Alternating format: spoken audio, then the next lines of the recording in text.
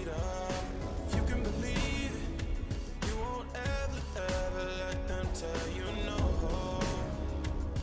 Yeah, this right here is what heroes are made of.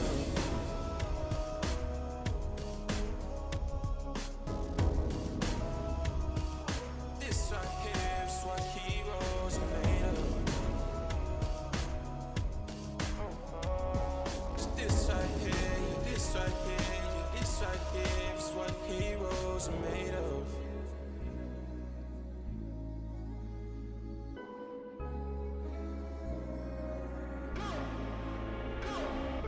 Picking up the phone already know who calling. Ain't no testing me, my destiny's to be a baller. I've been going harder, death before dishonor. Ain't no other order. Always knew I'd make it from the trenches up to be a starter. I'm an all-star starer, shot caller. Take a look at the glow, bright glow. You see the aura. Look how far they took it. You should know we going farther. Be a legend today, it's all over. We just started. If you can believe it, you can achieve the highs, you know. There's nothing to be afraid of. If you can believe it, you won't ever let them tell you no. This right here, yeah, this right here is what heroes are made of. What heroes are made of. This right here is what heroes are made of. Right here is what heroes are made of. Yeah, this right here is what heroes are made of.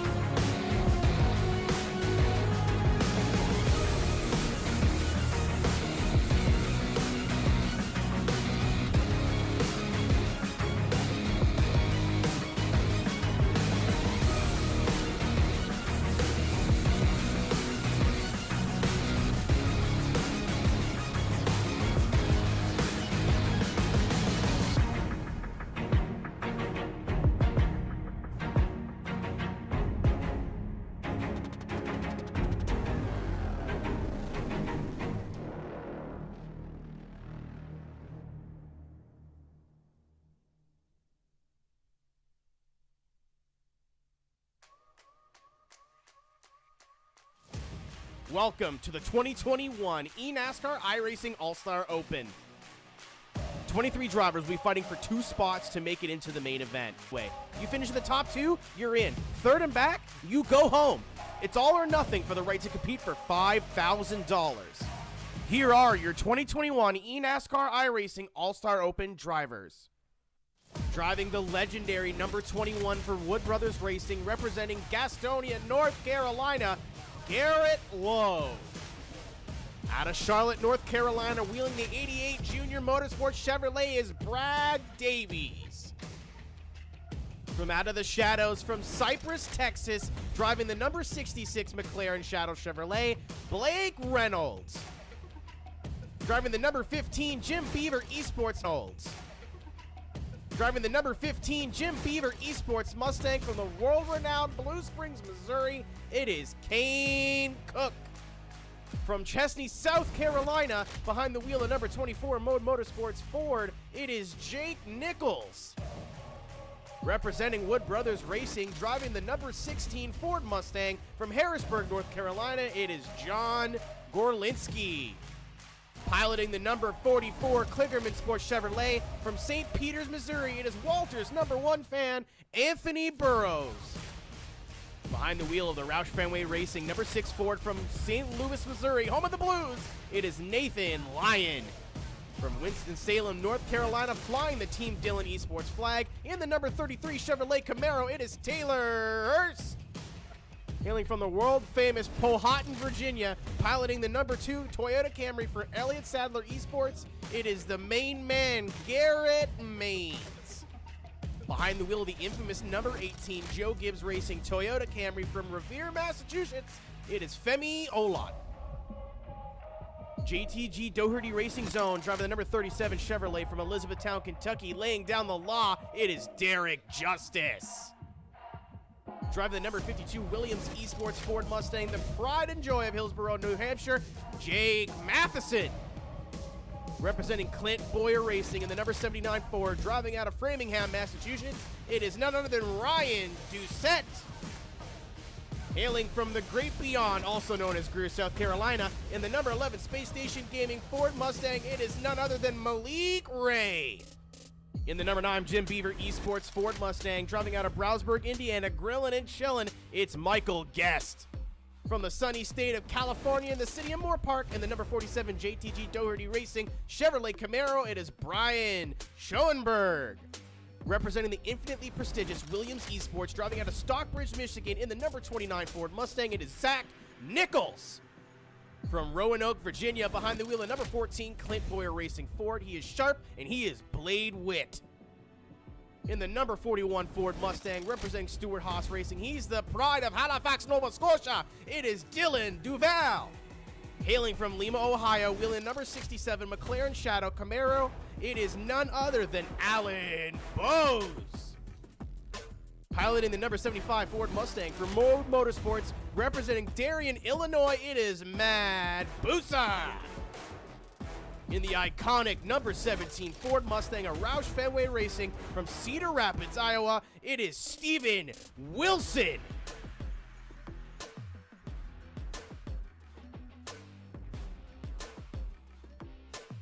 And if that doesn't get you ready for a night of racing, I don't know what will. We're ready to go eNASCAR racing tonight from the virtual Nashville Super Speedway. This is the 2021 eNASCAR iRacing All-Star Open. Happy that you're with us, as always, alongside Tim Terry. My name is Evan Pizzoka. Big thanks to Keenan Kusin for getting us ready to go tonight, Tim. We are ready to see the best of the best fight tonight for a $5,000 prize, but before we can even talk about the race, we got to get through the Open. We have 2 spots left on the grid, and about half of our eNASCAR Coca-Cola iRacing Series field vying for those 2 positions. Yeah, absolutely. They're going to have to get going, get up on the wheel really, really quickly here. Intros were awesome. You got to introduce the field. Here's your race analysis presented by Azus. We're going to go 40 laps here tonight. We're going to have a competition caution after 25. Fixed setup. It's an all-star race. It comes down to talent. Everybody is on the same setup. Tire sets available 1. That's what's on the race car when you start off the race. Mention that competition caution at 25, and the top 2 are going to the big dance. It's not a lot when you look at a field of 21 cars. They qualified through a single car qualifying session a little bit earlier on this afternoon. Let's go trackside and take a look at your eNASCAR starting grid. Taylor Hurst will bring us to the green flag this afternoon alongside Nathan Lyon in second. Garrett Maines, Jake Nichols will double up on row 2 alongside with Blade Witt and Garrett Lowe on row 3. Steven Wilson, Ryan Doucette, your top 8 with Femi Olet and Malik Ray, your top 10. Yeah, and completing your field, 11th on back, Derek Justice, Dylan Duval, the next row, Blake Reynolds, Anthony Burrows, you got Brad Davies, Alan Bowes, Jake Matheson, Kane Cook, Matt Busa coming from deep in the field, Michael Guest, and Zach Nichols complete your field. So a very stout field of drivers getting ready, and Evan, only 2 make it in. Not a friendly number, but it is a good view at the front of the field for your pole sitter in this All-Star Open. Taylor Hurst will pilot the number 33 machine to the green flag from the front row. Tim, you're dialed out with our pole sitter.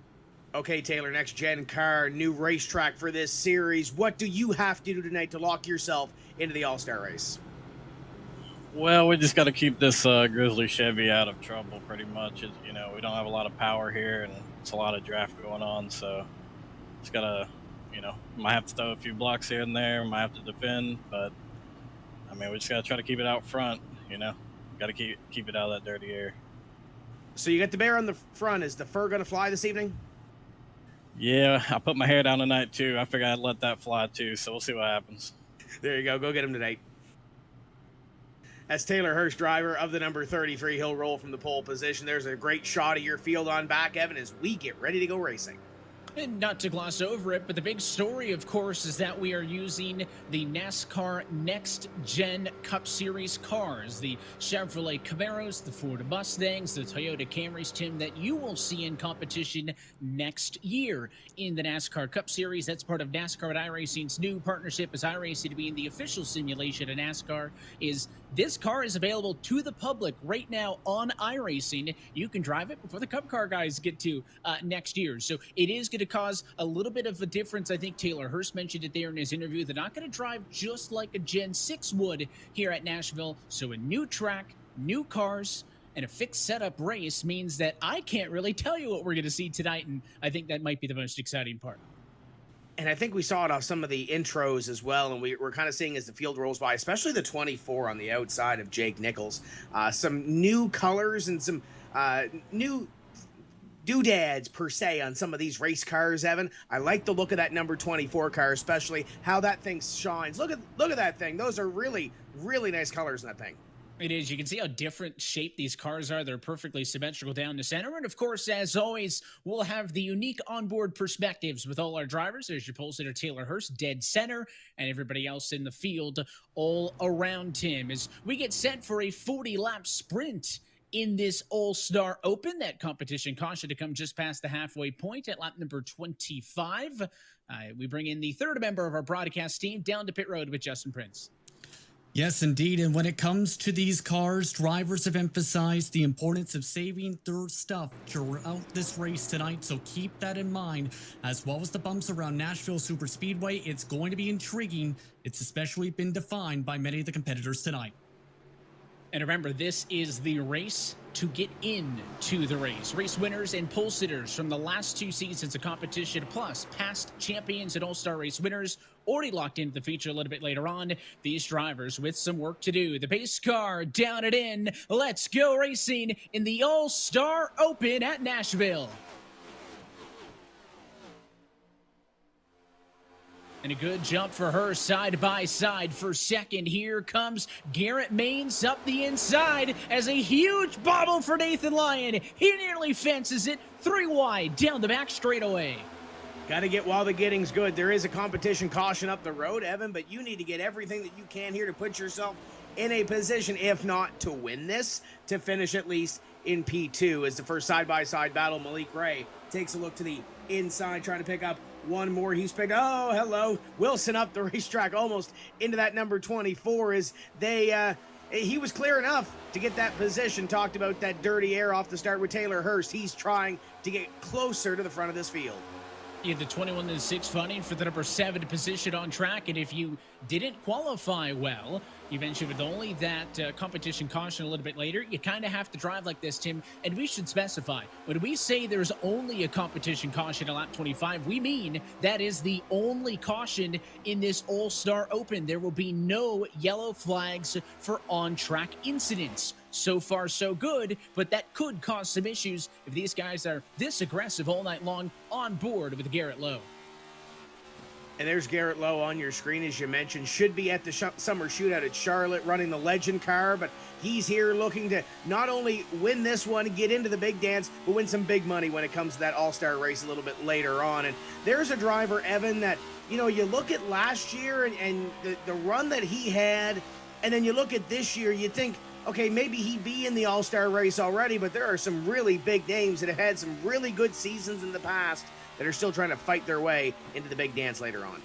It is a tall order, and you take a look at the drivers in this field would be one of the toughest splits you'd see on the iRacing surface any at a time. Hard to believe that these are the drivers that aren't locked into the show. But after some fireworks on the opening lap of the race, things have calmed down a little bit. Taylor Hurst continuing to lead this race in that number 33 machine, Tim. But the draft with these next-gen cars is going to be a big factor, right? All the on-throttle time, how much these drivers are going to be on top of each other. Look at Wilson down on the inside of Blade Witt for third. It's going to be very difficult for 1 and 2 to pull away as you watch all of this from off the back bumper of your race leader. And I think trying to set up these passes are going to be big as well. You see that side-by-side battle right in behind with Blade Witt on the outside. There's a driver that had a really good run at Loudon. As up the hill goes Wilson right in front of the 14, and they'll continue to battle in behind the top 2 that are right there. There it is right there. The 11 goes to the inside. These guys are wasting little time, and this is in the top 5 on lap number 6. They've got a long way to go still. That is 5 Ford Performance Mustangs running 3, 4, 5, 6, and 7 on track right now and on board now with Femi Olad. He had a big run on the outside. They're going to go 3 wide down here in 1 and 2. That was Nichols making the outside work. Olad gives a shove to the back end of Malik Ray. Look at all the wheel he's putting in to that number 18 Toyota for Joe Gibbs Racing, and he will push his way down to the inside. Femi started this race 9th. He is up to 7th, 7 laps in, 40 in the All-Star Open. They are going at it here, Evan, like it is the last 5 laps of the race and not the first 8 laps of the race. They're trying to position themselves, and it looks like they're a little apt to lean into each other a little bit here with these next-gen cars, and so far so good. There's Ryan Doucette to the inside of Derek Justice. Justice has had an up-and-down season in his first eNASCAR Coca-Cola iRacing Series season, and looking to put an exclamation point on it and lock himself into the All-Star race, but he is on top of 3 wide right now. That was Blake Reynolds who used the apron to get down on the inside of this. I don't know if there's that much room down in turn number 1. They're going to make it work, though. Justice up high. Doucette the meat and the sandwich. He's smiling. He's having a good time in the middle of this 3-wide fight as this battle continues for 9th, 10th, and 11th position, Tim. Of course, the Cup Series is there's a touch, and Justice gets squeezed out at a turn 4. We saw how fun that NASCAR Cup Series race was here at Nashville as NASCAR made its return to Music City this year, but I don't know if we saw quite that much 3-wide back there in traffic. Meanwhile, at the front of the field, Garrett Maines has gone to the race lead. Taylor Hurst not wanting to give up. He maintains 2nd position on the outside, and it's a fight between Steven Wilson up top and Blade Witt on the bottom for 3rd. Those two have not been getting along, and all that's into the fence behind them off at turn 4. And we saw with that dirty air, Taylor Hurst almost lost that bubble position to lock himself in at the end of the race if he was to finish in position number 2. This battle is for 3rd. It's a great battle, Evan, but they need one more spot. All of them need one more spot to try to make themselves in. There they go down to the inside, and Blade Witt playing a little bit of a protective line to try to keep that 24 of Nichols in behind, and Wilson doing everything that he can to get by these guys to try to chase down those top 2. Just about put it in the infield parking lot on the back straightaway to make the pass, but that was Blade Witt going all the way to the inside to shut the door. And there's that car you pointed out early, the Mode Media House number 24, Mr. Jake Nichols. A bit of new colors on board that car, trying to make the inside work. It did not. I mentioned that Olat was into the fence off at turn number 4. Here's what happened on the right-hand side of your screen. That's Malik Ray coming up with just a little bit. and the 18 car hard into the outside wall. That has dropped Femi all the way down to 14th position, likely eliminating him from contention to advance out of this All-Star Open. Here's a secondary pack about 3 seconds off for the race leaders, led by Blake Reynolds, who nearly gets taken out by Jake Matheson. They'll slide up to catch it. Here comes Justice. Here comes Kane Cook on the inside, and more 3 wide down the back straightaway. Nice shot from Burrows as you watch the 3 wide in front of him, and Kane Cook stuck in the middle of this one as they come up out of corner number 4, trying to go forward. Where does Burrows go? Does he go forward? No, he gets in behind the 37 of Derek Justice, but looking at the attitude of that race car from on board, it almost looked like he was looking for. 3 by 2, Tim. They look like the Thunderbirds in the center of corners 1 and 2, and the advantage is to the outside. Matheson gets the run down the backstretch. He'll be followed by Ryan Doucette. Doucette gets a twofer in 1 lap. Move that number 79 to Ishii up to 9th position. He's trying to make up for some spots lost earlier as the battle between Justice and Cook continues to rage on. Working lap 15 of 40. Remember that comp yellow will come at the end of lap number 25. So you're starting to run out of time to make some news here. Back to the front of the field. Garrett Maines is leading. Jake Nichols has some work to do. He's P6. Here's his perspective. He can see the leaders in front of him, though. You saw a couple of those daring moves to the inside. Taylor Hirsch tried to make that move work and pick up and maintain a position, but Jake's got a front row seat to this battle in front of him that I think it's safe pretty much where he is right now. There's a competition caution 10 laps up the road. Let these guys battle it out, and I don't want to say make a mistake, but if somebody does make a mistake, he's got an opportunity to kind of dodge it, doesn't he? Well, and that could be tricky, I think, when you come on for the restart for the comp yellow. We saw how dicey it was up top. Look at Steven Wilson down to the inside, all the way to the grass, as he'll drive 3 wide for 2nd position, and Steven Wilson has got the spot.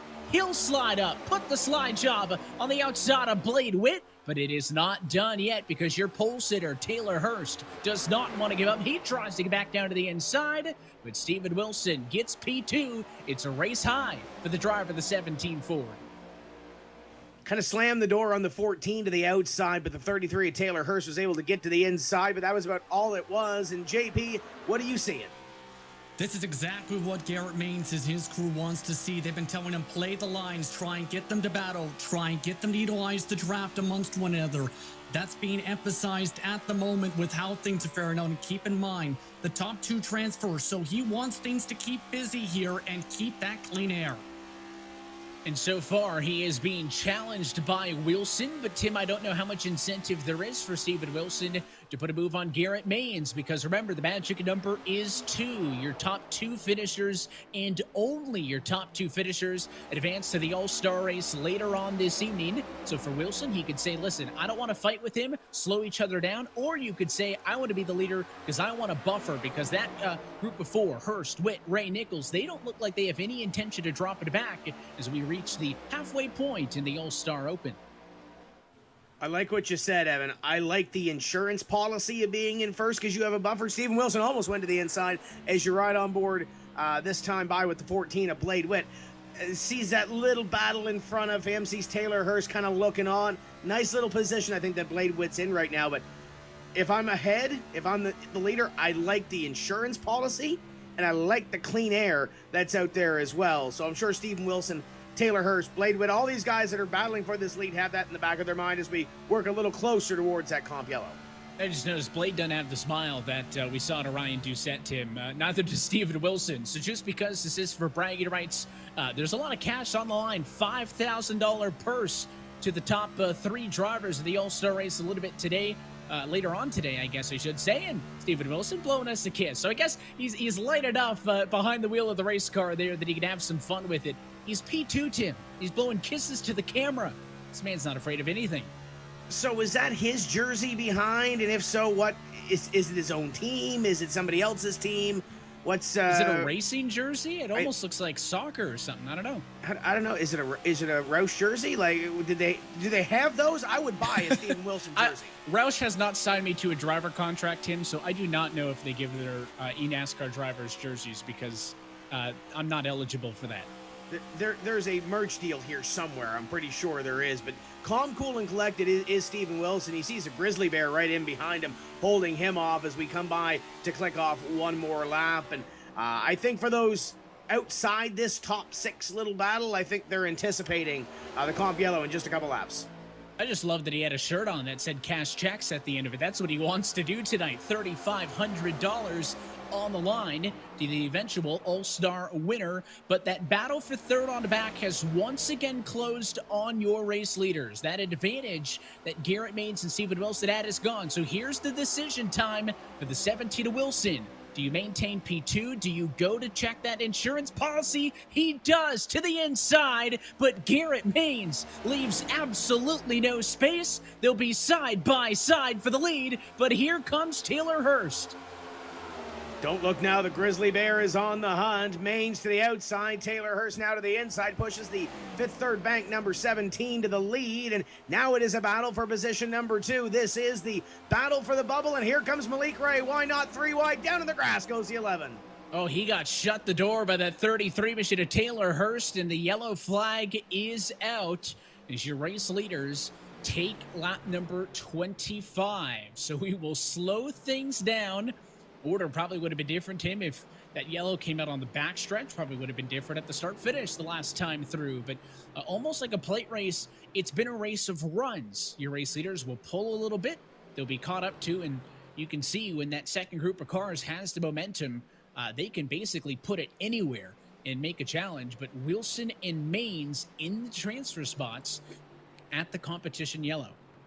I think the biggest question we're going to have, Evan, going forward in this final sprint to the finish is those top 6. We knew they were strong. We know they're up there, but is there anybody else that's going to challenge and potentially work their way into a top 2 spot?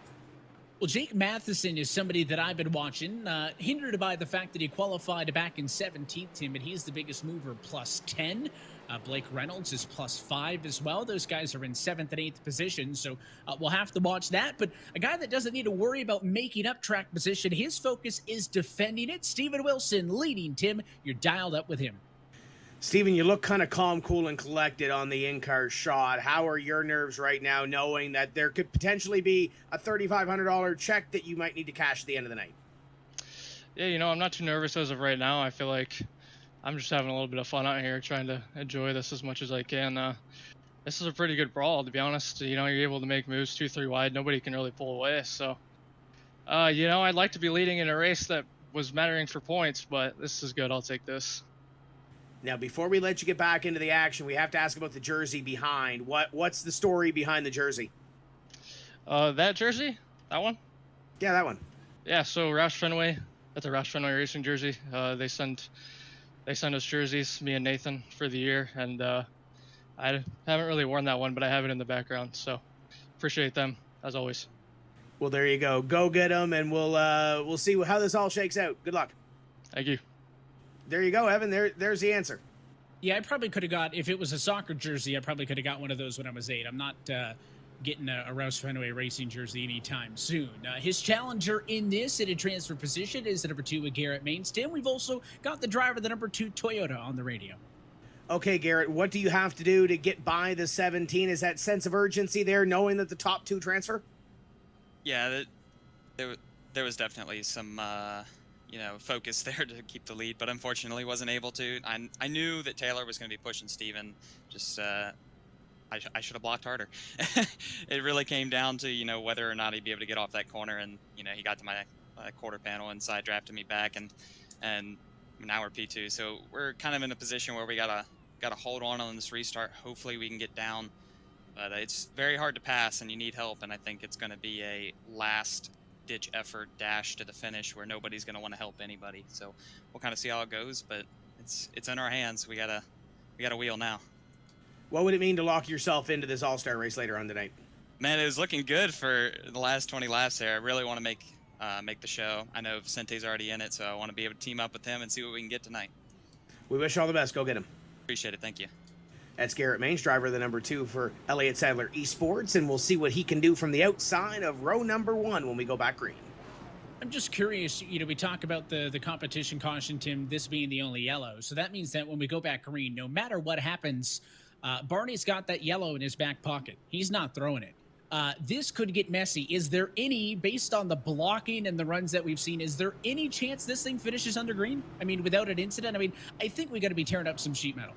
I think we do. Let's ask the guy that's in 5th, though. Blade Witt, coming off a great run in the last points race. What do you have to do to put this 14 car into the show? We got to, be ready for any carnage, and just whenever opportunities come to get spots, take it 3 wide. That's what we got to do. After the up and down season that you've had in your rookie year, what would it mean to get into the top 2 and lock yourself into the big dance? Oh, this would be a huge confidence booster. I didn't have any expectations really coming into this race, but, if we made it in, that'd just be a huge confidence booster for me. P5 looking for a couple more. Go get him. Thank you.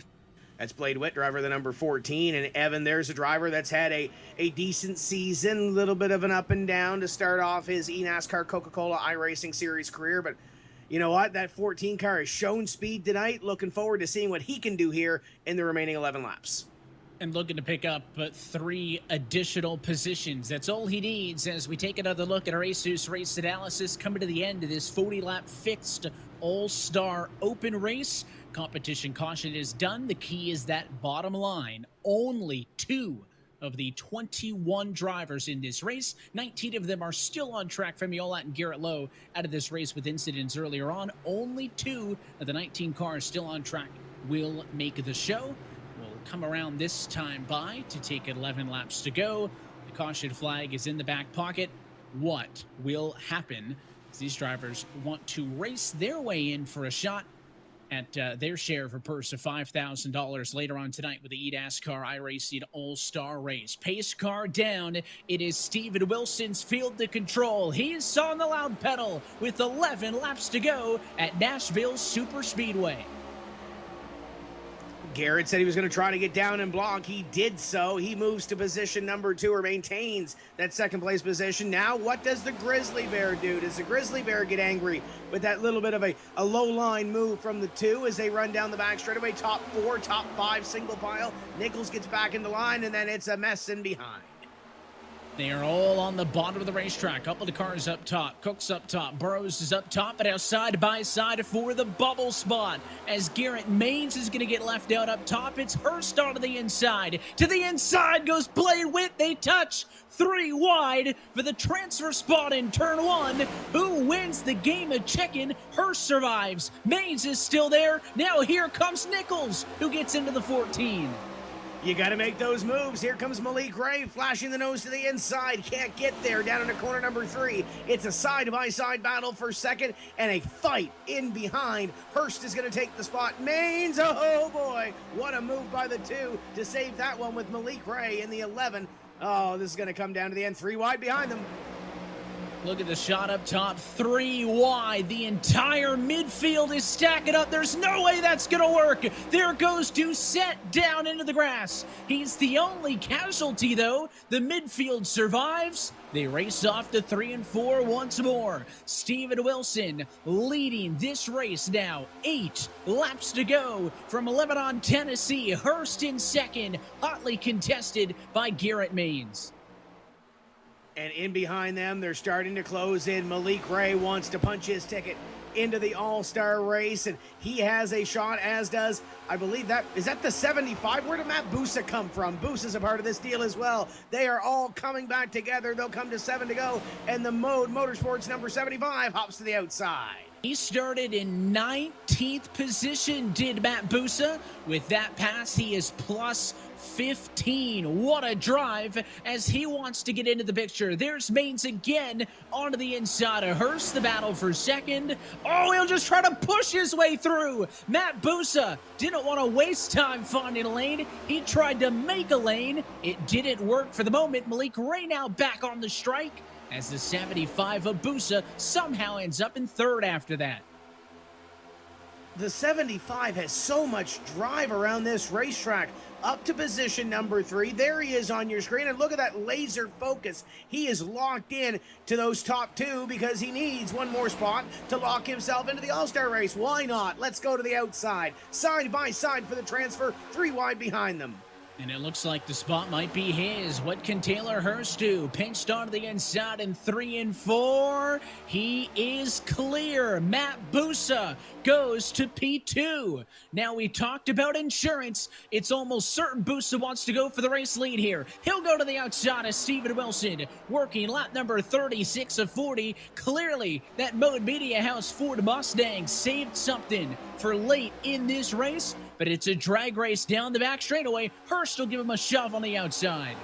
Where did Dylan Duvall come from? The 41 car's up here as well. The Stuart Haas eSports car looking to pick up a couple of more spots and be a part of this one. Steven Wilson and Taylor Hurst up in front all night long, and they are holding on for dear life with those 2 drivers. Did they save tires? They conserve something? They are stout in these late laps.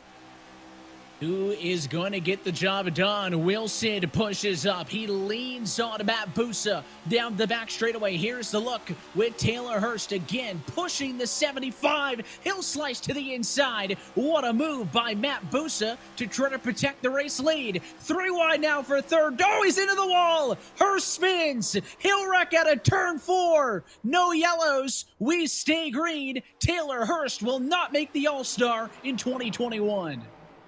And now it's Dylan Duvall and Michael Guest going for that transfer spot. Dylan might have leaned in just a little bit into that battle in front of him, but he's got to go. He sees that big green egg behind him, and that big green egg is getting a little bit bigger. This is the battle for the transfer spot as Matt Busa drives away with the lead. I'm not sure we've talked about Dylan Duvall or Michael Guest at all tonight, but they are the bubble drivers with popsicle sticks in the air. 2 laps to go at Nashville. A healthy advantage for Busa up front, but here comes Guest. Oh, he'll give a shove. Moves Dylan Duvall up the bump and run into the inside. He tries to block side by side for the bubble, and it's going to be Michael Guest on the inside. He will clear. Now, does Duvall go for payback? Here comes Nichols looking for the white flag. Thing got a little bit tight on Dylan Duvall. The 29 gives him a little shot in the shorts. Hip check up the racetrack. Final lap. Here comes Bose in the 67 to the inside. This is the battle to transfer. They got to get to Michael Guest. And they're fighting each other right now. Duvall back on the inside, but that looks like too big of an advantage for Michael Guest. They're beating and banging in the battle for 4th and 5th position. Matt Busa with a strong late race charge is in front of it all. He'll win the All-Star Open, and followed by Michael Guest, who punches his ticket to the main event. What a show put on by these All-Star Open drivers. And did you think over 40 laps we'd be talking about conservation of tires? I think that's what we just saw to that 75. What a run at the end. Your top 4 drivers, Tim, on the plus-minus tonight. Busa, Guest, and even Nichols and Bose, who don't make the show but had a great showing. Your top 4 were plus 18, plus 18, plus 18, and plus 12. Big movers. The difference tonight, and as he celebrates on the front straightaway, this winning moment is brought to you by Coca-Cola, the official fan refreshment of eNASCAR, as Matt Busa wins the All-Star Open, and along with Michael Guest, they are headed to the 2021 eNASCAR iRacing All-Star Race. Yeah, what a show put on by these drivers here. And now we take a little bit of a breather. If what we saw is any indication of what we're going to see in the All-Star race, we're in for one hell of a show. There is a lot of exciting racing to come up later on. The All-Star race is next. We'll hand things off to our countdown to green crew of Blake McCandless, Michael Garilio. We got Brandon Cattell up here as well, guys. I hope we kicked it off well for you. That was a pretty exciting start to the night. Evan, absolutely. I don't think that we could have kicked things off in a better way. Michael, Brandon, I mean, what do you guys think of that? That was intense. That was great. Yeah, I mean, it showed you how racy the track is, how the setup is, and I mean, how much tires really meant. I mean, those guys that were running towards the back, they were running seconds off when they first started the event, and they made it up, and it showed how much they'd saved during the race. I just really want to did. say they looked like they were having a blast out there, and I literally can't wait to get out there right now. I was having a blast watching them, and that's what I was about to point to, Brandon, of course, as we welcome you in to Countdown to Green, refreshed by Coca-Cola. Of course, Michael, former series driver, but Brandon, you get to do double duty, but I'll just throw it to you right quick. After watching that race, you got to watch it. What are your impressions of what you just saw? I mean, it looks like everybody's kind of staying close together. They're drafting a little bit. The arrow push isn't as bad. As we see Matt Busa getting the win with the fresh tires, I knew that was going to pay off. Michael Guest coming in there late. That was one of the best finishes I've seen in this series. I've won the Open before. It's hard to do. It's hard to make the All-Star race. So for shameless plug. Shameless plug. But for them to advance, it's just really cool to see what they did.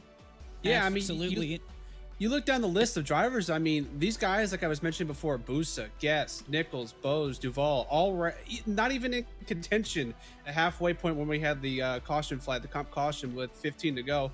And I mean, they're in the mix now. So, I mean, those guys all brought it together, and those that were up front got the band end of it all together.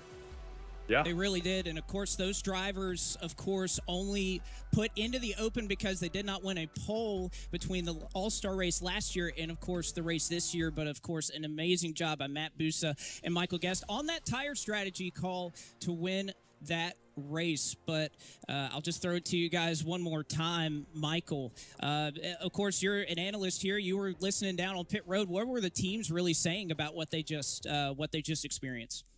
Well, the biggest thing they were talking about is just the fact of draft. I mean, in these Gen 7 cars, the draft is very apparent. And so, I mean, the biggest effect of that is you get all that draft down the straightaway, and then you're getting down in the corner, and then you have all the dirty air. I mean, these cars are a little bit wider than what the Gen 6 cars are with the next gen vehicle. So, I mean, when it comes down to it, the draft is the help keeping you up together, but staying behind drivers, staying to that bottom lane was really important tonight. And it really showed at the end for those drivers who had the older tires that if they weren't on the bottom, they were going backwards. So that'll be something to watch here in the main event later on tonight. Yeah, I just want to also point out Steven Wilson did a really good job at saving his tires there in the beginning of the run. If you look here at the beginning, he was about midway through the pack here as he was 3 wide there in the beginning. But man, if you look at some of the way that they were racing, it looked like they were racing for $1 million just at this point. And not $3,500. So look at some of this 3 wide racing. Malik Ray was around the center of it. He and Femi Olat were put in the sandwich a lot tonight. Jake Nichols was too. Unfortunately, they didn't advance, but so we've seen a lot of 3 wide racing, just the entire race, and you're going to see that coming up here in just a couple minutes too. You know what? I really wanted. We're on board with Burrows right there. I wanted him to make it 4 wide so badly right there. Yeah, I did too. I wanted to see what it would look like to be 4 wide at Nashville. Nashville Super Speedway, a very narrow racetrack with narrow exits. But I mean, I think we were all just treated to an amazing show. You saw side by side, 2 wide guys using that side draft to pull each other back. I mean, I think that just exceeded all of our expectations. Malik Ray, like you mentioned, right in the middle of it all, he was everywhere, guys. He was trying to make that number 11 Space Station Gaming Ford up front in any way that he could. We know Malik will put anything on the line to get in this All-Star event. You saw him there right there, almost getting to the quarter panel of Garrett Maines, and he's got this hornet's nest behind him. I mean, look at this. We're almost 3x3, 4 rows deep. Look at Matt Nashville, Busa which at is that narrow. point. Matt Busa was midway through the middle of the pack, and he drove through all those cars to get to the front. So tires mean a lot. And look at this big crash here at the end involving Brad Davies and Nathan Lyon. But we're just going to see such a great show coming up here in a couple minutes. But look, the crash here at the end, man, this is going to be wild, guys. You'll see that a lot tonight with drivers pushing up, getting pinched on, and even a little bit of the bump and run right here from the 9 machine and Michael Guest trying to get that spot. And Dylan Duvall gave his fight right there. And I mean, it wasn't enough for him at the end, and Guest took it away. Oh, absolutely. And with that, we will speak to your All-Star Open race winner in Matt Busa. And Matt, I think all of us up here are just shocked at what we just saw. Started 19th on the grid, came up to the front. How did you do it? Yeah, I didn't mean to start in the back there. On my outlap, I got really tight coming out of turn 4 and had to lift, and I knew I was just going to be toast. So I just purposely then started last and saved tires the entire time, never hit full throttle for those 25 laps. Wow. And I knew that would be my only chance to make it up front. It's So only you the say- top 2 advanced. So tire wear, that's what I'm hearing. You say you didn't even go full throttle through that first stage. You knew that caution was coming. You only have one set for that second race. What's your mindset approaching that, knowing that tires here at this concrete, it gets chewed up pretty fast? Yeah, I'll have to see the format again to see when the cautions are going to fall. And then that'll probably determine when I'll probably go. I might start in the back on purpose again and just start off with a tire saving game. See how it goes from there. But yeah, if it plays out the same way, that'll be a lot of fun. So was that, sorry to butt in here, but was that Dustin Hall, your crew chief, making those calls for you there, Matt? Half of it was. I'll give him half credit. Dustin was my crew chief last year. Love that guy. That was really cool to see you go through the field there, man. Yeah, it was a lot of fun. Going into the race, I wasn't too excited about it with this car being quite easy to drive, but yeah, that was a lot of fun at the end there, being able to drive through the pack. And anytime you get a win, it's fun, whether it's an All-Star Open, a non-points event, doesn't matter. It's always fun to win. It really is. Well, Matt, of course, we wish you the best of luck. You get to race for $3,500 tonight, so congratulations on your first place effort, and wish you the best through the rest of this Open. But, of course, second going, Michael Guest. And, Michael, I want to ask you, of course, this is a night of first. We're debuting this next-gen car. We're debuting this track in this series. What are your initial impressions after coming up all the way through the field like you did? We saw you hitting back there in the pack. What are your initial impressions after taking a few laps with this thing around Nashville? Tires definitely mean a lot. I think everybody found that out that race. Certainly tires matter a lot, but also just kind of talk about, what we saw, I think kind of resembled a little more kind of pack racing than what I think some of us would have anticipated, making those moves side draft, and just kind of talk about those new elements that with a brand new car, you're having to learn on the fly. Yeah, this was definitely an interesting race from the start. Everybody got spread out, and I didn't think the tires were going to matter that much because from what we were experiencing in practice, we were all kind of in a bubble. We get up to someone and we just kind of push them away with the air. So I didn't really expect much, honestly.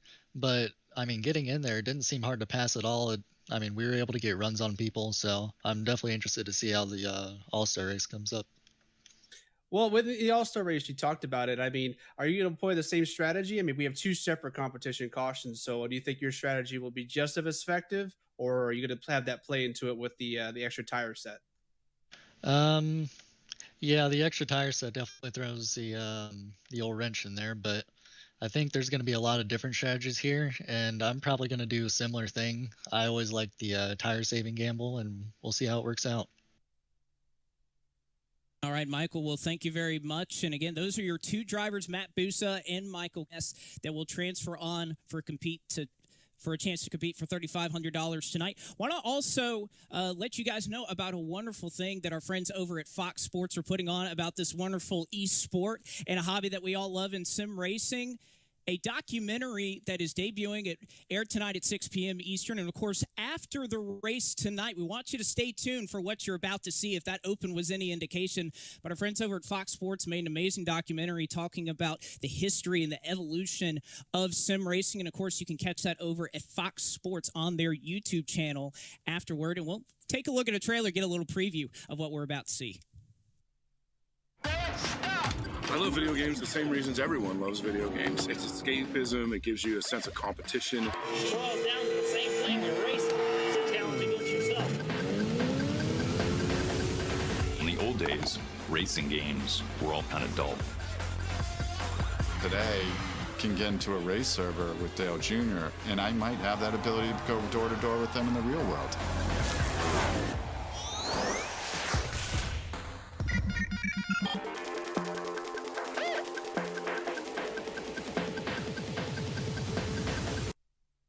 I tell you what, watching Dale Earnhardt Jr. drive with one hand on the steering wheel, grabbing the center of it, it's just amazing that he's able to do that. But again, thank you to our friends over at Fox Sports that made that happen. But of course, in our next segment, Coca-Cola was able to visit both the Charlotte Motor Speedway and Atlanta Motor Speedway, along with the help of USO, to put on a very fun time for both drivers alike. Some of our eNASCAR Coca-Cola iRacing Series stars were there as well. And of course, the race fans were able to enjoy a little bit of a taste of iRacing. Let's take a look.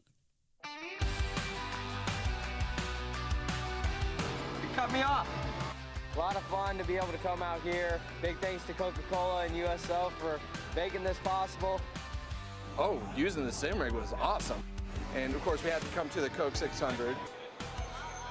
You have to fight with the steering wheel. It was pretty fun, but pretty hard at the same time.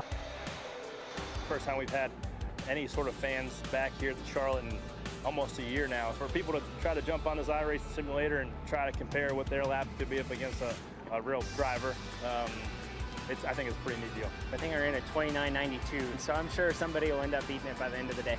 This is super cool for fans to be able to come out here and kind of play around with us.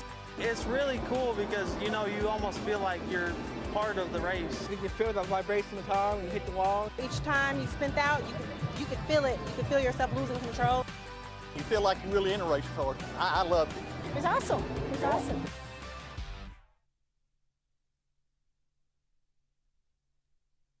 You love hearing those race fans' impression, and if it's anything like the first time I went to the Hall of Fame, they really get a taste of how difficult it is. We saw a couple of them in the wall, but nevertheless had a great time. But I'm joined alongside the Director of Motorsports for Coca-Cola, Chris Bigda. And Chris, I want to ask you about those activations and the overall experience that the fans were able to have there and your impressions of what took place.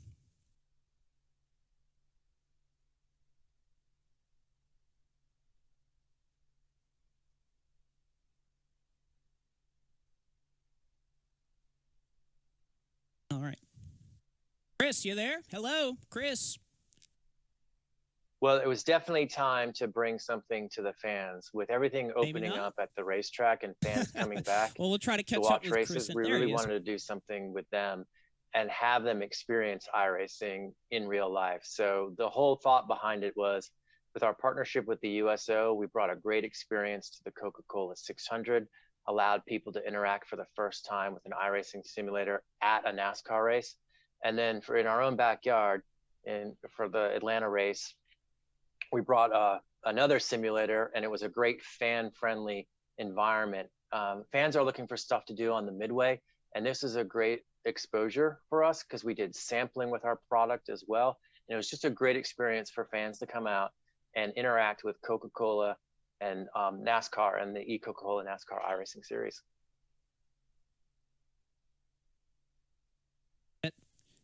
And I think as a eNASCAR iRacing series fan, Michael, Brandon, you hear what Chris is able to talk about. And Chris, of course, we thank Chris for taking the time out to talk to us. But seeing those race fans, how they interact, how they just love this hobby that we call in sim racing. It's one thing that I'm always adamant about. It's the most immersive esport that there is, and it's great to see the race fans react in that way, really get a taste of what they see on Sunday, Saturday, and every weekend the NASCAR's on the schedule. Yeah, Blake, I think for a lot of us drivers and a lot of people who work around iRacing, a lot of us, we see it as business. And what I sometimes forget is just to see the fun out of it, and just seeing all the people have fun at the racetracks. It really brings back just kind of just taking it easy and just having it being fun again, you know? And I really think that's the main point, you know? Absolutely. Yeah. Absolutely. We'll go ahead and bring in somebody who knows a lot about fun. He was a former series champion in 2013, the eNASCAR Coca-Cola iRacing Series. Tyler Hudson, thank you for joining us. Hey, T-Hud. Hey, how's guys. it going there, sir? Hey, guys. How's it going? Good. So the biggest thing with your transformation into iRacing is now you're on the other side of the sim world, on the competition side of things. Talk about how that's been for you and how that changes has been for you. Yeah. How about that race? First of all, that open race, man, that was that was crazy. If that's any indication of what we're going to see tonight, it's going to be really, really cool. But I former driver in this series, transitioned to competition manager. I kind of managed and oversee the series from a competition standpoint. Creating rules, documents, managing the drivers, all that fun stuff. But I mean, at the end of the day, I do miss competing. As you guys can probably relate to, as a competitor, it's tough when you're not competing and you see other people competing, and it's just in your nature. But I love my job. I love what I do. I get to help out on the development side of iRacing a lot, and you kind of oversee all these World Championship series. So it's a dream job. I'm really happy and glad to be here. Well, and Tyler, I want to ask you something about this all-star format, which, first off, I think early impressions are it works. We saw an amazing open right there, but kind of talk, I know I was hearing you had a pretty good story about how this all-star format came to be. Yeah. So we didn't actually, this wasn't our original plan. We started researching some things we could do a few months ago. I put together this whole plan of I was thinking, why limit it to a race? Let's make it like this event.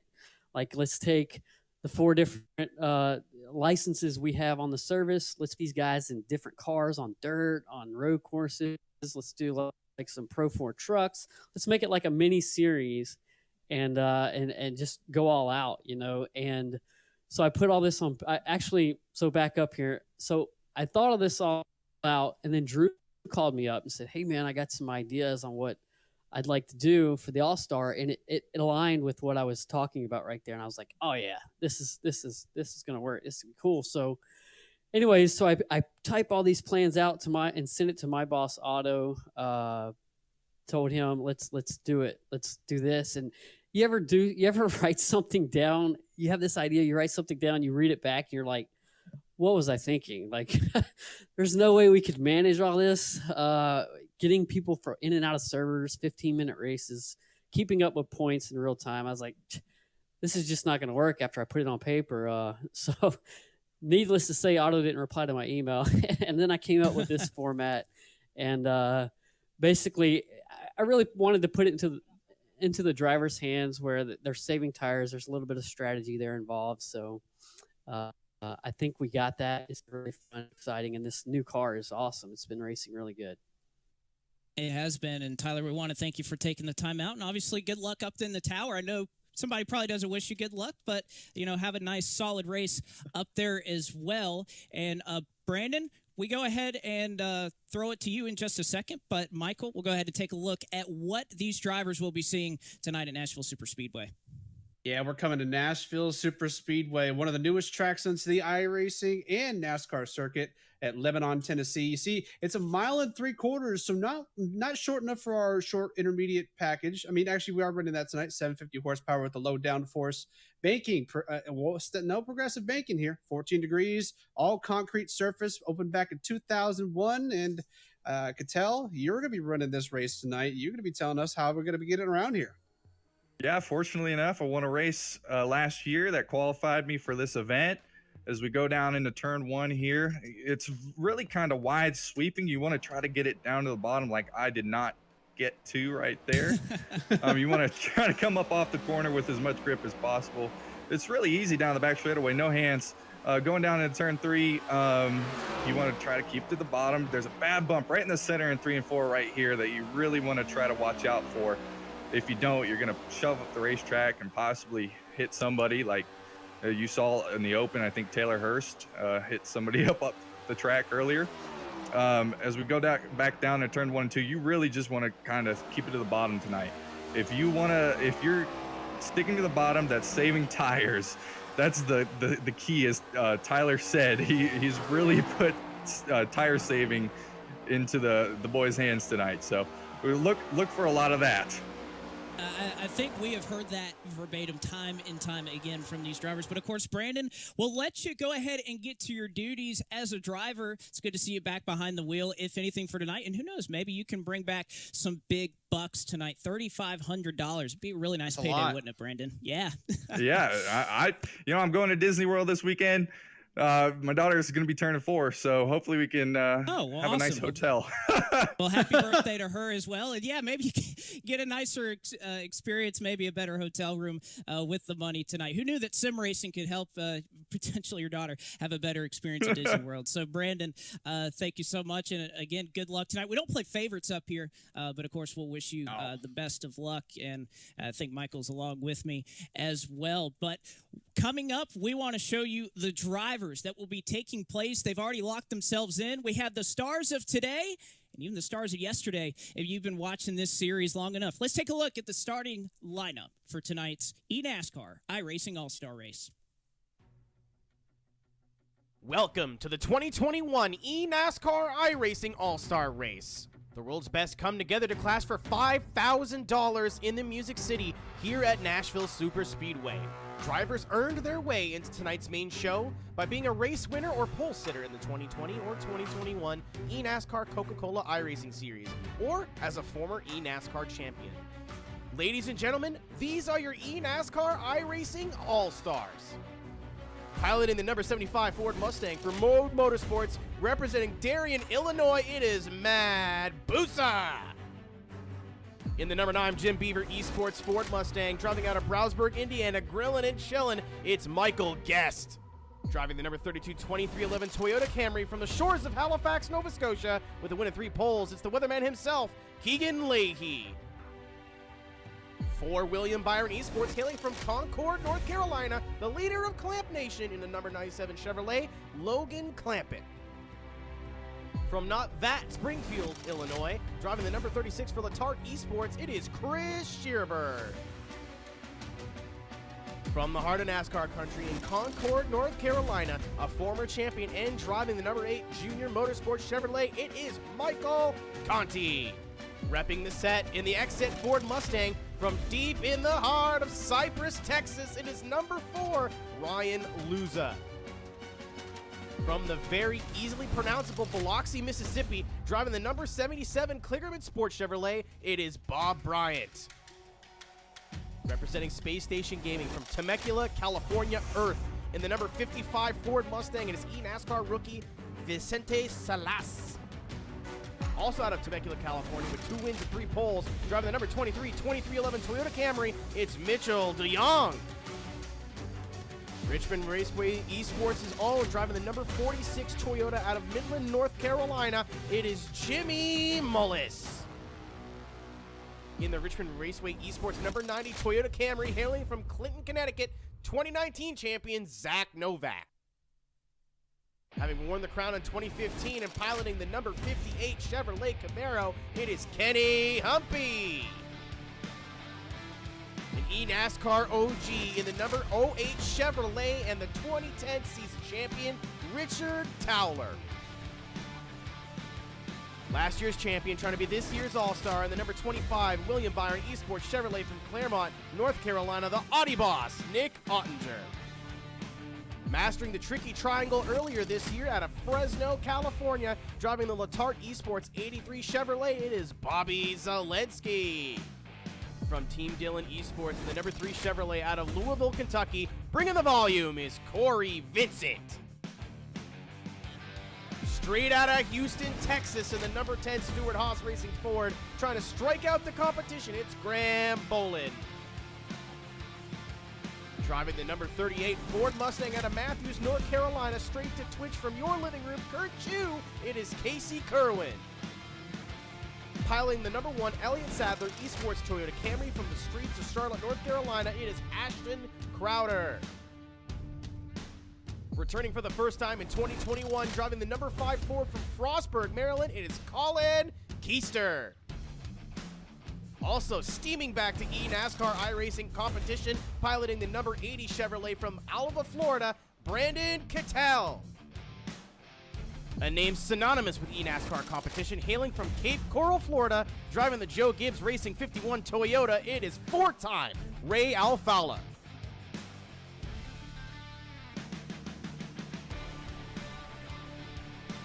And back live for the virtual Nashville Super Speedway, we say good evening, sim racing fans, and welcome to the 2021 eNASCAR iRacing All-Star Race. The Open has come and gone, Tim. We are in qualifying for this 2021 exhibition. I don't know how we can top the Open, to be honest, but I'm excited as we see the best of the best in sim racing get set to fight for a $5,000 purse.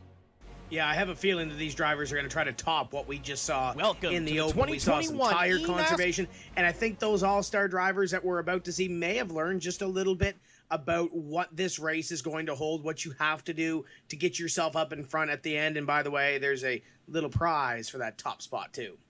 Yeah, a little bit of cash never hurts. To be honest, I didn't think we'd be talking about saving tires really that much coming into a shorter race like this, but that appeared as a theme in just the 40-lap Open race. Now, we'll have to get through the qualifying that's happening now and a heat race as well before we actually get to our 60-lap feature, Tim. But with 2 comp yellows in that feature, we could see a lot of the same. Maybe who's fast early, may not be who's fast late. And, we saw a couple of hip checks or two with this package. Everybody's really on top of each other. So, we're talking about conserving tires, but you're also going to conserve the race car too, and maybe conserve that temper just a little bit and make sure everything is somewhat straight to get yourself to the end and pick up that checkered flag. They can try. I wonder how many times getting door slammed it'll take for somebody to lose that temper. Of course, it's going to be an exciting race. $3,500 goes to the race winner. $1,000 goes to second. $500 to third. So, Tim, we could be cute and say it's for bragging rights, but I think once these guys are strapped in, they might have some fun. It's a new car, fixed setup, a little bit less stress maybe than a normal race because there's no long-term implications, but if there's money on the line, welcome to the 2021 eNASCAR iRacing All-Star Race. I'm expecting come together to class for 5,000. What did you say there was there? A $2,500 difference between first and second? Yeah, that's substantial. That's enough to move somebody out of the way coming to the checkered flag. We saw it with Michael Guest in that Open. He had to move Dylan Duvall to get in to a transfer spot. I think we'll see a little bit of that here this evening. It might not necessarily be for the lead, but it will be at somewhere throughout the field. To be exciting. Of course, it is interesting qualifying tonight that is just wrapping up. Unlike in the Open, Tim, where it was individual single lap runs, these drivers just completed a 4-lap qualifying session. We talk about all the unique things. You just heard from Tyler Hudson, the thought process that making this event unique. Drivers had to complete 4 clean laps, and the qualifying was set on the average of their 4 laps. So that's very interesting. But now that that's out of the way, let's take a look at a race analysis. Yeah, we're going to go 40 laps in this heat race. The feature is going to be 60. We'll look at those competition cautions in the feature being 20 and 45. We'll talk about that a little bit later on, though. The setup is a fixed setup. Everybody is running the same underneath these next-gen cars. Tire sets available for the feature. They're going to have 2, including the one they start with. And that first place prize at the end of the night, a cool $3,500. And that's the Asus Race Analysis as we get ready to go racing here in the heat race.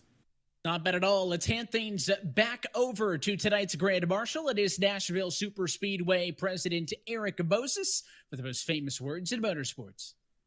So glad that Nashville Super Speedway is included in the iRacing platform, and happy to be hosting the All-Star race today at our beautiful track. And I hope everyone is going to have a safe race, a competitive race like we had not too long ago at the real place. But right now, everybody get ready. Drivers, start your engine.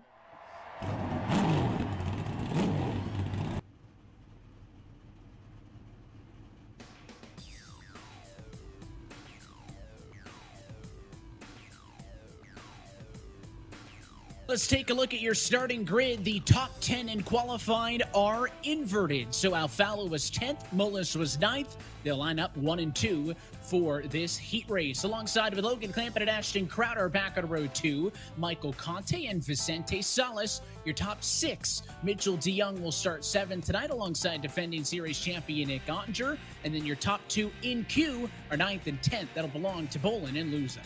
And those that just missed the inverted, Bobby Zielinski, Casey Kerwin in row number 6, Chris Shearburn, Corey Vincent, former series champion Zach Novak, Colin Keister returning to the series for this evening, and Brandon Cattell, same song, different dance. Bob Bryant, Michael Guest, who had to work his way in from the Open, Keegan Leahy starts 20th, and Matt Busa, your Open winner, starts scratch on the field. Look top to bottom at your starting grid here this afternoon from the virtual Nashville Super Speedway. Another big thanks to the track president at Nashville Super Speedway, Eric Moses, for being our grand marshal, Tim. That was a real cool two-part mini docu-series called The Return to Nashville Super Speedway, an inside look at NASCAR's return to Music City. That was real fun to watch. It details the Cup race there a couple of weeks back. You could watch that when we're done here tonight on NASCAR's YouTube channel. Certainly a really good look. So fun to have Nashville date back on the NASCAR calendar. Fun to have Nashville in eNASCAR, if you will, for the first time ever for this all-star race. And I wonder how aggressive we'll be, right? We're talking about the invert coming into this thing. It's a 40-lap race just to mix things up for the features. So it's certainly an interesting development. We'll see how it plays through and how many cars are left on the racetrack, maybe, by the time we get to the end of this one. Again, there are no caution flags for incidents, and in this one, no competition cautions. So this is a good old-fashioned 40-lap dash. And let's talk to one of these drivers that's kind of mired in the middle of that top 10 invert. Mike, what? Okay, so we got Harry Potter, and is that Dumbledore, Michael? Tim, you know, I get a lot of flack for the glasses on a race-by-race basis. So Adam, who's now Dumbledore, and myself said, we're going to play it up. We're going to do it right. And we got the whole get-up going here. We got the scar. We got the glasses. We even got the outfit. We got a little wand right here. We're going to wave this with about 10 to go, and we can start going, and, you know, we won't be saving tires anymore. But, yeah, I mean, this is the all-star race, and, you know, I'm usually a pretty straight and narrow kind of guy, keep it between the lines, head down focus. But this is a fun night. You know, we got WR1 on the get up here, so still looking out for the sponsors, but we just had to play into this. And if you're showing Adam, he just looks absolutely ridiculous. And if I was looking at him right now, I wouldn't be able to concentrate. So I'm excited, letting loose, and hopefully it's a good race for everybody. Adam, I thought Dumbledore had like more platinum in his beard. You almost look like Santa Claus.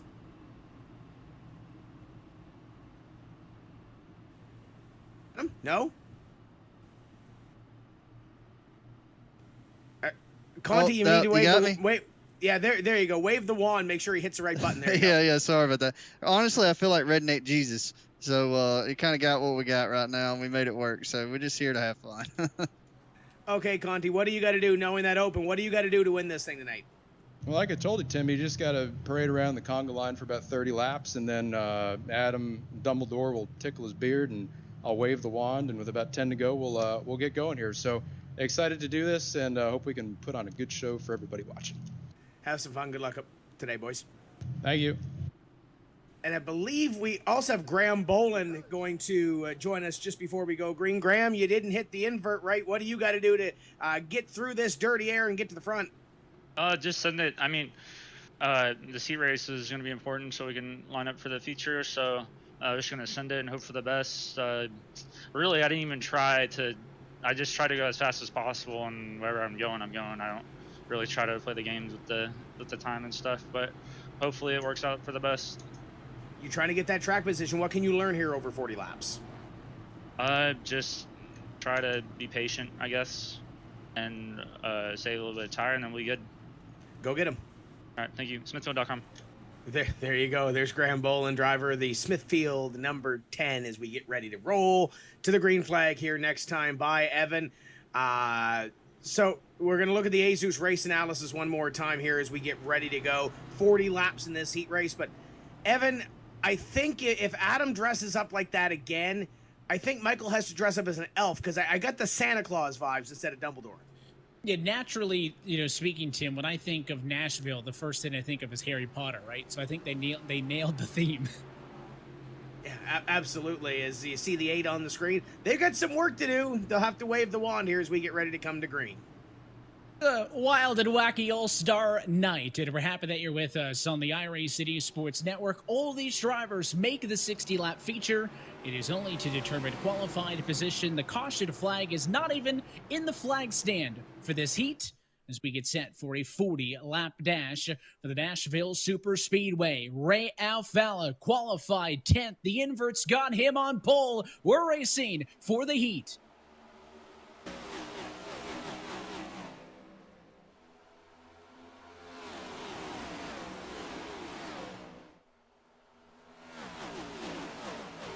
Much like in the Open, your race leader, no issues getting through early. Single file, Mullis second, Clampett third, but here is the fighting. Fourth on back, Conti to the inside. He'll make an early pass on Ashton Crowder. Look at the run that DeYoung gets on the outside, trying to pick up a couple of more positions. I'm interested to see the flow of this race, Evan, because we saw in the Open it was 40 laps, and you're going for the top two to transfer into the next race. Yes, there is the All-Star race to come. This is the heat race. You're going to get a position in that starting grid coming up for the feature, but how much sense of urgency do you have here to move forward into that next race?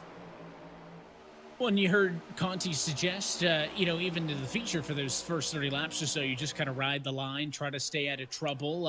How much is track position worth it? Start of the night, I would have said pretty worth it as we rode on board with Ryan Lusa. He was your pole sitter, but he's back in P10 because of the invert, Tim. But after all the guys up front were, starting in the high teens and 20s to win that one, I'm not sure that you really want to push it that much in this heat for track position. Is it worth wrecking for 10th at risk of dropping back to 20th? Not really sure. So we'll see. Certainly you got your side-by-side battles. You got Mitchell DeYoung up on the move early. He's siding with Vicente Salas and some other drivers. But, and it's the one car. Crowder's into the outside wall, and on his lid, he takes DeYoung with him, and also involved is Bobby Zelensky. Remember, there's no yellows, and at least Ryan Lusa gets a chuckle out of it, Tim, because he wasn't in the yellow. They'll get a fresh car coming up for the feature later on, but I think Ryan Lewis's face kind of said it all. Thankfully, it wasn't me, as he goes by and drives by from that one. And the one other footnote I want to make on that little point that we made earlier about those drivers starting at the back and moving their front in the Open, two of those drivers that were in that race are sitting back, with a couple of drivers that are moving throughout the field. They're sitting in the back half already trying to conserve. And I think with what we just saw right there, they might be safe back there.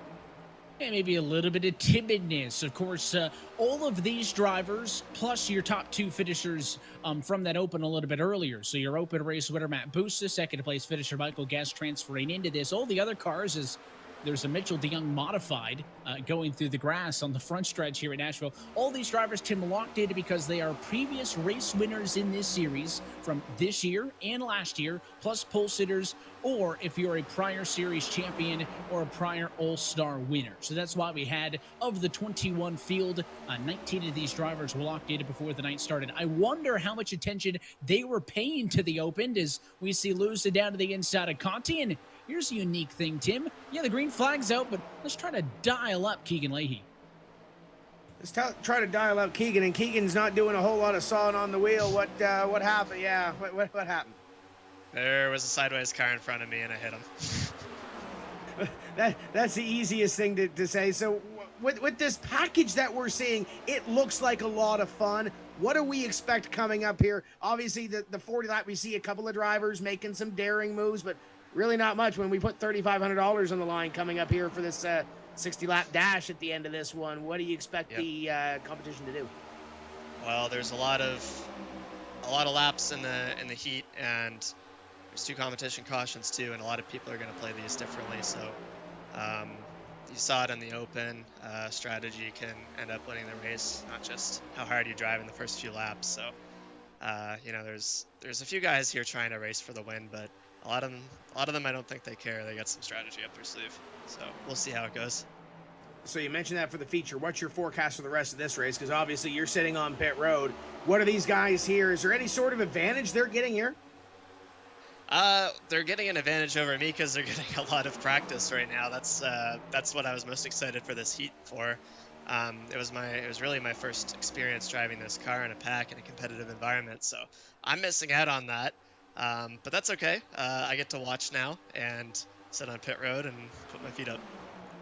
Well, the good news is that you have a fresh car coming up for the feature. The other bad news is that you have some work to do. So we'll let you get to that. Good luck the rest of the evening. Thanks, Tim. Enjoy the race. That's Keegan Leahy, driver of the number 32. And Evan, we were supposed to talk to him under green when he was driving the race car, but you can't drive the race car when it's sitting on pit road. I mean, we are under green, so at least we're under green flag conditions, but not exactly what we were hoping for Keegan. And hopefully the indications from the open that you're able to fight through traffic, it's good for him because he's likely to be on the tail end of the field for this one. But wait a minute, Tim, I thought Brandon was just on the countdown in the green. Who let this man back in a race car? I think got him on the radio. Well, he was driving around a little bit showing us how this racetrack was. Brandon, how'd they let you on the racetrack during the race? I don't know whose idea it was, but it was a pretty bad one. But you got a little conga line in front of you here. What do you got to do to pass these guys? What's the strategy? It looks like they're all saving tire right now. I'm just trying to offset the air bubble. There's a pretty bad air bubble right now, as Zach Novak's looking to my inside. Just trying to offset the air bubble so I can get a little bit of a run on the straightaway. I know these guys are really trying to save here for the end of the run, but I'm just going all out. I don't care. It's the All-Star. I know you've been doing a great job with us on the Countdown to Green show, but what does it feel like to be a part of this series again for one night and mix it up with Michael Conti, Chris Shearburn, and Zach Novak? It's pretty fun. I remember how much better they were than me. So Zach Novak's going to take me 3 wide down the back. Now, you already said there's the money is spent for the $3,500, right? Yeah, definitely. There you go. You're busy. Wheel that race car to the front. Have fun. See you guys. Evan, he is focused. Brandon could tell trying to fight off Chris Shearburn. You know what, though? He picked up that spot when he was talking to us, and we got a battle for the lead, but it looks fit. I appreciate Brandon giving us the time. I didn't think those show cars that they used for the lap guides had a full engine in them, but I guess he got a nice deal on that radius machine. Of course, he's running 11th, though. Yeah, he's doing all right as we watch the battle for the race lead. Cattell eligible for this All-Star race by being a 2020 race winner in the eNASCAR Coca-Cola iRacing Series, even though he is not a competitor in 2021. Same story for Colin Keister, who is running in 14th position. So fun to see those two names back on track as here comes Logan Clampett now onto the inside of Ray Alfala. The 51 has been so good at maintaining the track position tonight, Tim. They have rocketed some 3 seconds ahead of Ryan Luza and company from third on back. But for the first time tonight, it is Logan Clampett leading as we near halfway. Yeah, they know there is no yellow in this race. They've got a big lead, or a substantial lead compared to what we saw in the open. But you mentioned it. We're still not to halfway yet. So how much are they using up their tires compared to those drivers behind that might be saving a little bit, that might have got a little bit of that scare a little bit earlier with some of those drivers that were bobbing and weaving there as Vicente takes a look at the exec cars in front of him. He's got a bit of a duo up the road. That's Ryan Luza, followed by Casey Kerwin. So those teammates doing a good job of running inside of the top 5 positions at the moment. You got Salas in there, Bolin, Mullis, Vincent, Ottinger, and Conti. The drivers inside of the top 10 in the running order at the moment, and not nearly the 3 wide we saw in that open. So clearly drivers a little bit more conservative, but Keegan Leahy had some issues, Tim. So did Mitchell DeYoung. He's also on pit road. You're with him. Yeah, let's go to the purple room and chat with Mitchell DeYoung. Mitchell, what happened during that one? We're just kind of rolling around the outside, looking to gain a little track position, get settled in for the race, and just an incident happened right to my inside, and it happens. We're collected that. We have about 40 minutes to repair, so I don't think we're going to be getting back out there for this one, but at least we have, the big one coming up. So, just take the little bit that we learned and, get ready for the next one, especially with the competition yellows. So that'll be pretty interesting. Now, we did see you mowing the lawn a little bit earlier on. Did Nashville pay you extra for that? Got to pick up a side job when you can. That was a good time for it. There you go. We wish you all the best coming up in this 60-lapper a little bit later on. Thanks, Tim. That's Mitchell DeYoung, and I believe we're going to chat with Ray Alfala. And Ray, you're up here battling for the lead, coming to the halfway point. What's the strategy here to try to set up Logan Clampett? He passed me, so I'm just hanging on right now. This is we pulled away from everybody by a lot, which is normally a good thing, but it might not be this time. So I don't know. It's my first race with this car, so learning what it expects. I'm trying to make this thing turn, but it won't. So just learning for the rest of the night. All the open guys were talking about conserving tires. We saw Matt Busa kind of go through the field at the end. How much can you conserve being up here trying to chase a 97? Yeah, well, there's no yellows, so they have to loses like 2 seconds back, and he's gotta make that up. He probably will because they're all drafting. So, yeah, we're figuring it out on the fly. Logan's got more speed than me right now, but we'll see how far we fall here. Go get him. Thank you. That's Ray Alfalin. Let's go back through the field and chat with Casey Kerwin back in position number 4. And Casey, Ray just mentioned the gap that those two had built in front. What do you have to do with your teammate to try to reel them in? Yeah, we're trying to work together somewhat. I got Graham underneath me now, but yeah, it's kind of weird having to save tires. It's kind of interesting to see when they're gonna fall off and whatnot. I don't know. We'll see how it works out. I haven't done a whole lot in this car yet. I'm now getting trained back a little bit. There's a lot of cars behind me, but we're starting to run them down. We'll see if we can get there, but I don't know. I'm not really sure. We're gonna find out together. Well, you've only got 3 back, and you've got Corey Vincent now to the outside, so this should be a little bit easier, right? Yeah, hopefully give me a nice shove down the back here. Oh, I might be able to clear down. Oh, we're golden. Yeah, back to the bottom. You're clear enough. Go get him. Yep, thank you. That's Casey Kerwin, driver of the 38, Evan. How many clear enoughs is that? And we haven't even made it to the feature. I'm sensing a theme that these drivers are going to be a little bit physical. And with these next-gen cars, Tim, it looked like they could be, right? We saw a lot of touching in that open race, door-to-door, bumper-to-bumper, and for the most part, a lot of it drivers were able to get away with. So it looks like if you're going to let these guys be physical, that they're certainly going to use that. You kind of saw Jimmy Mullis fight that car to the inside at Casey, and Casey maintaining his composure. And Ray and Casey said the same thing there, Evan. These drivers don't have a whole lot of time with this next-gen car. They're focused on Tuesday nights with the current package that we run in the eNASCAR Coca-Cola iRacing series. So not a whole lot of time with this next-gen car. So the practice that these guys are getting, and Keegan mentioned it because he's not getting it. He's sitting on pit road. This 40-lap race might not necessarily be for any money or trophies. There's a little bit of bragging rights on the line, but there's a lot of practice and a lot to be learned here, as we saw with Casey Kerwin. Now he's going to get back there and try to get back in touch with his teammate. Yeah, curious if that advantage of racing in the open would help Michael Guest and Busa and some of these other drivers who have had the track time, but Guest running 14th, Busa in 17th at the moment, so maybe not a ton. But yeah, you're going to want to learn everything you can, but this does also determine your starting position when we go to that 60-lap feature race coming up next here on the iRacing Sports Network. Smoking a slider, not a spinner. What a save for Ryan Luza, who was dead to rights in the center of 3 and 4. He got ushered around by Graham Bolin, but did a great job of catching that XZ Ford Mustang.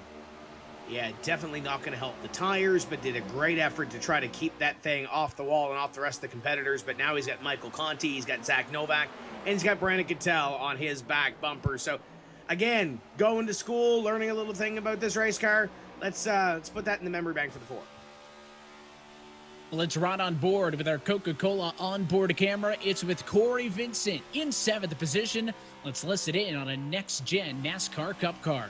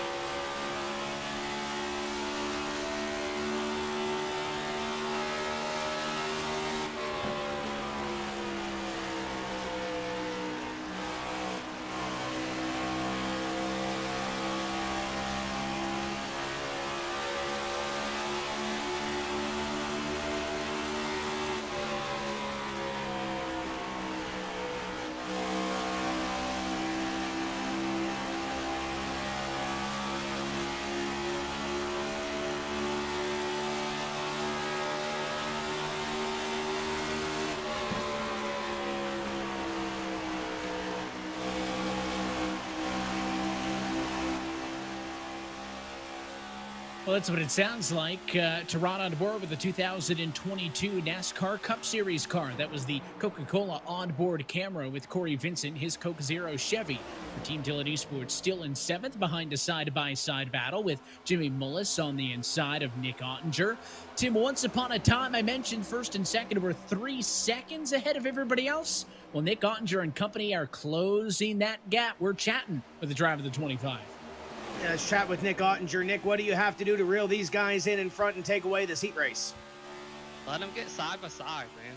It's a little tough battle in this dirty area, but you know it's manageable just to get through the center and power off against these guys. The draft is pretty extreme in some circumstances, but you know it's gonna be fun. I see my teammate up there, 97, and Logan Clampett up there. So in our Logitech G machine. I think we may, if we get these guys side by side, maybe get a couple of them slowing each other down, may have a better shot. And you've got a few of them behind you already. You're used to these big money situations, conserving tires. Your team's used to doing it. Does it give you any advantage tonight racing for 3,500? Oh, it about got rowdy in front of me. That's some good timing there, Tim. Someone's like back to Homestead again. Keep that thing clean. Get those guys in your ear, and we'll chat with you after the race. I appreciate it. As Nick Ottinger, driver of the number 25. And Evan, I got to sit and listen to Nick Ottinger's team last year during that Homestead race. And the way they calculate everything, speaking about calculations, there's some close calls right here in the middle of this pack. But the way they calculate everything and talk Nick through it and talk the strategy through, they're really calculated. It wouldn't surprise me that Nick Ottinger is there at the end fighting for this win.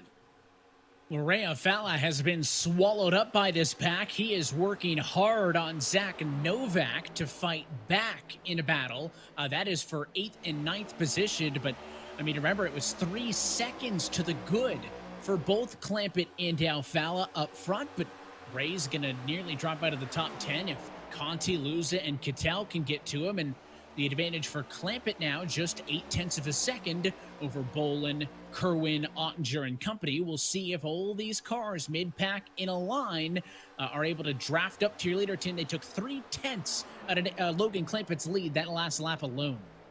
So if you're just joining us, this is the heat race. We're going to go 40 laps here. We got 6 of those laps left to go as Ray and Novak go at it. We're going to set up for the feature race. 60 laps, fixed setups here. Everybody's got the same thing.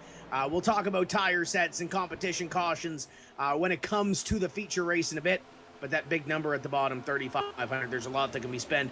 Brandon already... See, here's the thing, though, Evan. Brandon said in the pre-race show that he was already going to Disney World.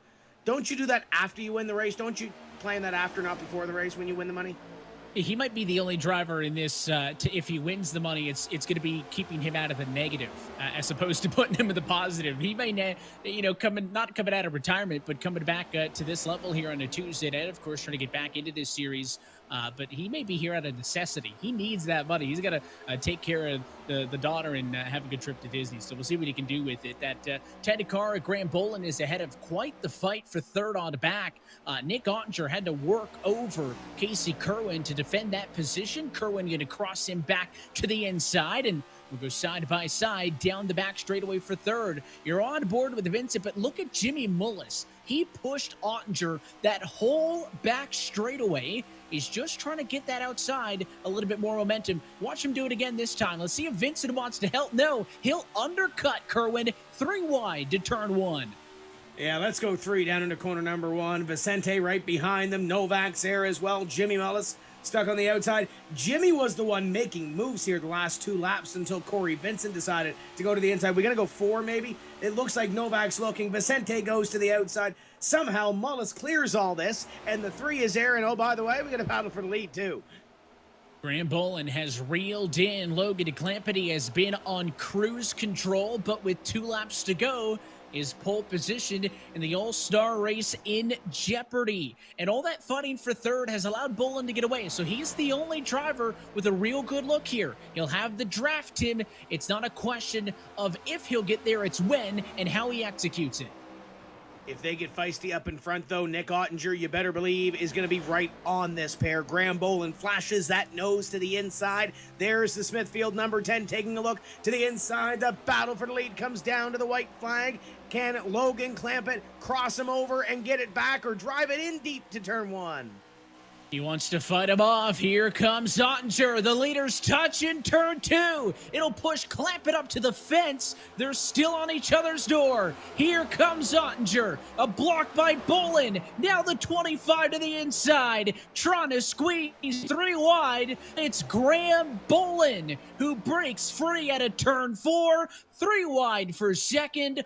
Bolin steals the heat race, coming from 9th on the grid and leading only the final 2 laps. What a drive for that number 10 Smithfield Ford.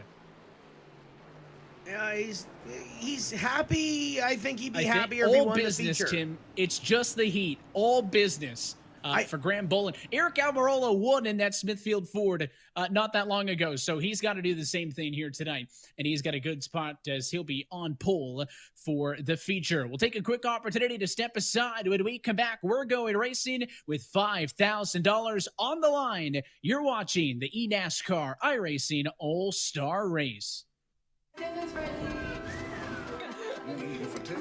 We've learned to savor the moments that were always there.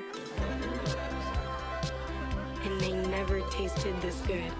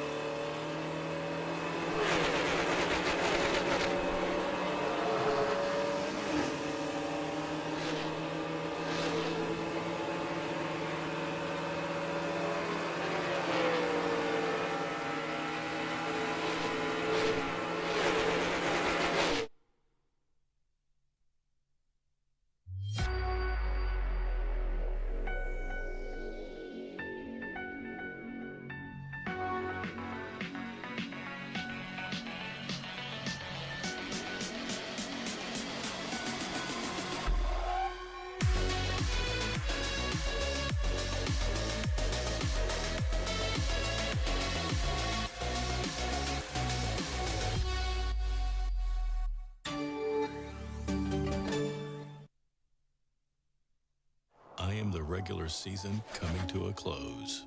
And what happened left eyes wide open, with displays of dominance, long shot surprises, and tracks that turned veterans into rookies.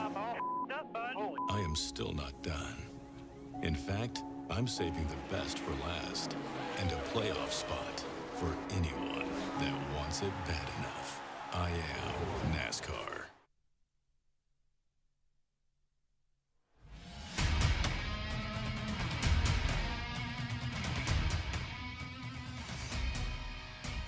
Coverage of tonight's race is brought to you by Coca-Cola, the official fan refreshment of eNASCAR. By DoorDash, proud sponsor of 2311 Racing. And by Asus, the official gaming hardware partner of the eNASCAR Coca-Cola iRacing series. We're back live in virtual Lebanon, Tennessee at the Nashville Super Speedway, talking next gen. Tim Terry, and here's just a little look at all the things that will be changing on the NASCAR Cup Series cars in 2022. It's pretty neat to see all this come through. I'm a short track guy, so to bolt on the front and rear clip on these race cars is going to be pretty neat to see next year. It's so much work that NASCAR has done to bring this next gen car up, and we're honored to see it here on iRacing, honored to see it here tonight, but I can't wait to see the real thing hit the racetrack in 2022. And a lot changes behind the wheel as well, right? You go from the H pattern to a sequential shifter. You go from 4 gears to a 5 speed. So a lot changing as NASCAR enters its new era next year. That era you can drive right now at iRacing.com. But all of the prerequisites are out of the way as you see the field roll. We've gotten through the open. We've gotten through the heat. It is time to race with money on the line for the virtual Nashville Super Speedway. Let's take a look at your eNASCAR starting grid. It is the finishing order from the heat. So Graham Bolin and Nick Ottinger will be side by side on the front row. Behind them, Logan Clampett and Jimmy Mullis will be on row 2. Corey Vincent and Zach Novak on row 3. Casey Kerwin and Ray Alfala on row 4, with Vicente Salas and Michael Conti rounding out your top 10. And your second half of the field, Brandon Cattell, Ryan Luza, the next row, with Chris Shearburn, Colin Keister having to come from the second half of this field. Michael Guest, Bob Bryant, Bobby Zielinski, Matt Busa, and then the drivers that had some tough luck into the heat race. Mitchell DeYoung, Ashton Crowder, and Keegan Leahy complete your field. Top to bottom at your starting grid, of course, the drivers that raced in from earlier today in the open race, Matt Busa and Michael Guest. All other drivers locked in based on race wins either in 2020 or 2021 in the eNASCAR Coca-Cola iRacing Series. As the lights on top of the pace car go out, Tim will bring back in our countdown to green analyst and driver Brandon Cattell behind the wheel, and we'll hand things off to him to walk us through the start of this All-Star race. Oh, wow. That's going to be fun. You had the broadcast time. You've had the 12 weeks of practice here, so it's all you on this one. Good luck. I keep telling our producer Drew he needs to throw me in the broadcast, but I guess it's finally happening as a driver tonight. Yeah. We also got Brian Blackford as my spotter, thanks to him tonight. So wow, this is gonna be fun, guys. Well, normally we say it's the road to $300,000. Tonight it's the road to $3,500 in this All-Star exhibition. Getting set for a 60-lap race from the Nashville Super Speedway. The first competition caution in this main event will come at the end, lap number 20. Pace car in this time. Bolin in control of the field and on board with Brandon Cattell. All right, buddy, going. You're clear.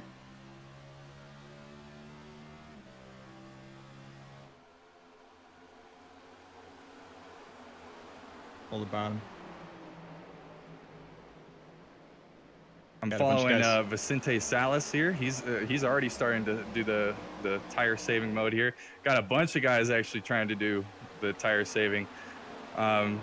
It's going to be one of those races, guys.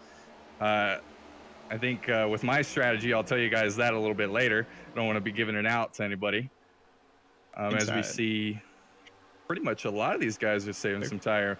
Maybe I might be able to lead some laps and shine a little bit. Got Nick Ottinger and Corey Vincent side by side. Nick Ottinger, your former champion, he's going to save some tire. And this is pretty mellow right now, but it's still pretty fun trying to go through the field and trying to see who's going to be saving tires, who's not. It looks pretty much, this is pretty much the group that's going to kind of ride. I think Dylan Naval, or no, that's Graham Bolin that's out there who's decided he's just going to go full throttle here in the beginning and try to get as far away as possible. Evan, are you having more fun than I am? Well, I'm just watching you make passes. That's +5. Going Faster, for +6 on the outside buddy. of Michael Conti. I mean, making some moves, Tim Terry, as Brandon Cattell early in this race rolled off 11th spot, but I'm showing a top 5 just 4 laps into this thing. I'm sitting here listening to Brian on the radio and him telling him to flash the nose and get that spot. And now he's going to go under Ray Alfala to pick up the position or try to. Blackford is one of the veterans of this series as well. Miss seeing him here on Tuesday nights, but great to hear his voice too. A lot of experience on the pit box. You'll see that across all of these teams. Oftentimes, drivers will have spotters and crew chiefs aiding them that are top-level sim racers in their own respect, and that's another position gain. Brandon Cattell is your biggest mover, +7.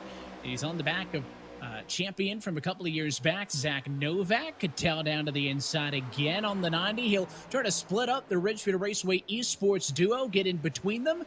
So I don't know if this is good Tim or if Brandon's the only guy who didn't get the memo on saving the tires. He is all the way up to third, and at this rate should have that Sunoco Toyota in no time to the inside in turn 1, and Brandon Cattell is now up to P2. Well, he has the spotlight on him, right? He wants to get up there, give some airtime for Radius, and get up there and lead some laps. Did Drew give him any sort of prerequisites on if he doesn't finish in the top 5 or doesn't win this race, he's fired for next week? I'm just impressed that he could talk to us while he's racing, right? I mean, I get stressed out enough doing hosted racing on the sim and tell everybody around me to be quiet because I got to focus, and there's no money on the line. Not to mention that you're racing against the best of the best. So pretty exciting stuff. But let's bring in a duo funded a little bit further back. How about the William Byron Esports gang? Nick Ottinger, Michael Conti team. We got them both. We got Logan Clampett and Nick Ottinger here, and two different aspects of this field, boys. Logan, what are you doing way back there? Well, you saw what Matt Boosa did last race. I think a lot of people really thought of this strategy. And, just going to try and play it out here. I think you got to do something different to win this race. And that's exactly what we're doing. Just going to try and save tires and maybe go hard the next run and see where we end up. Nick, you got a set of tires in the pits. When do you throw it on? Well, hopefully at the last pit stop. I mean, that's what this whole group behind us is doing, so that's what we're banking on. Not a too difficult strategy to grasp, but Logan, you having fun back there? I sure am. Having a blast. Good. Is there any plans to hook up at all and try to win this thing? And if you guys do get out in front, is there any team orders on who wins this $3,500 tonight? Nope, I don't think so. Well, we're just gonna race it off. We've done a lot of brawling and offline testing with each other. Yeah. So Oh yeah. maybe a Lots lot of of being wall a action. Megan. I got one more question for you though, Logan. If your roommate is Harry Potter, why aren't you a character tonight? Well, because his crew chief is a character, There's Yeah, I Professor don't know. Snape and a bunch of others, right? Would have been pretty funny for me to dress up. That would have been a pretty good idea, I think. That's an idea for next year's All-Star race. Go get him, boys. Absolutely. Thank you. Appreciate it. And I believe, Evan, do we have the Exet boys here as well? Getting ready to try to win this thing. They look pretty good together as Brandon Cattell leads a lap. Casey Kerwin, Ryan Luza, boys, what do you have to do to team up to try to win this thing tonight? I think a little bit of what we're doing right now, we're kind of saving tires, gonna stick together. We'll be around each other for the second stage, so yeah, it'll be interesting how it all plays out with how much tire everyone's got, and then of course everyone's got a set in the pits whenever they want it. So they I don't know about this. Everyone's saving, so I don't know if we're gonna have more tires in the pack in front of us, or if we're just gonna have the same tires. So I don't know. It's definitely wild. But as soon as this competition caution flies, you're gonna see the action pick up a lot. You're probably gonna see a lot of wrecking. So we'll see. Ryan, you had to dodge one in the heat race. How close was that for you? I was close. I just didn't really matter in the grand scheme of things because they're all going to come out here and save tires in this first run anyway, so I wasn't too mad about it.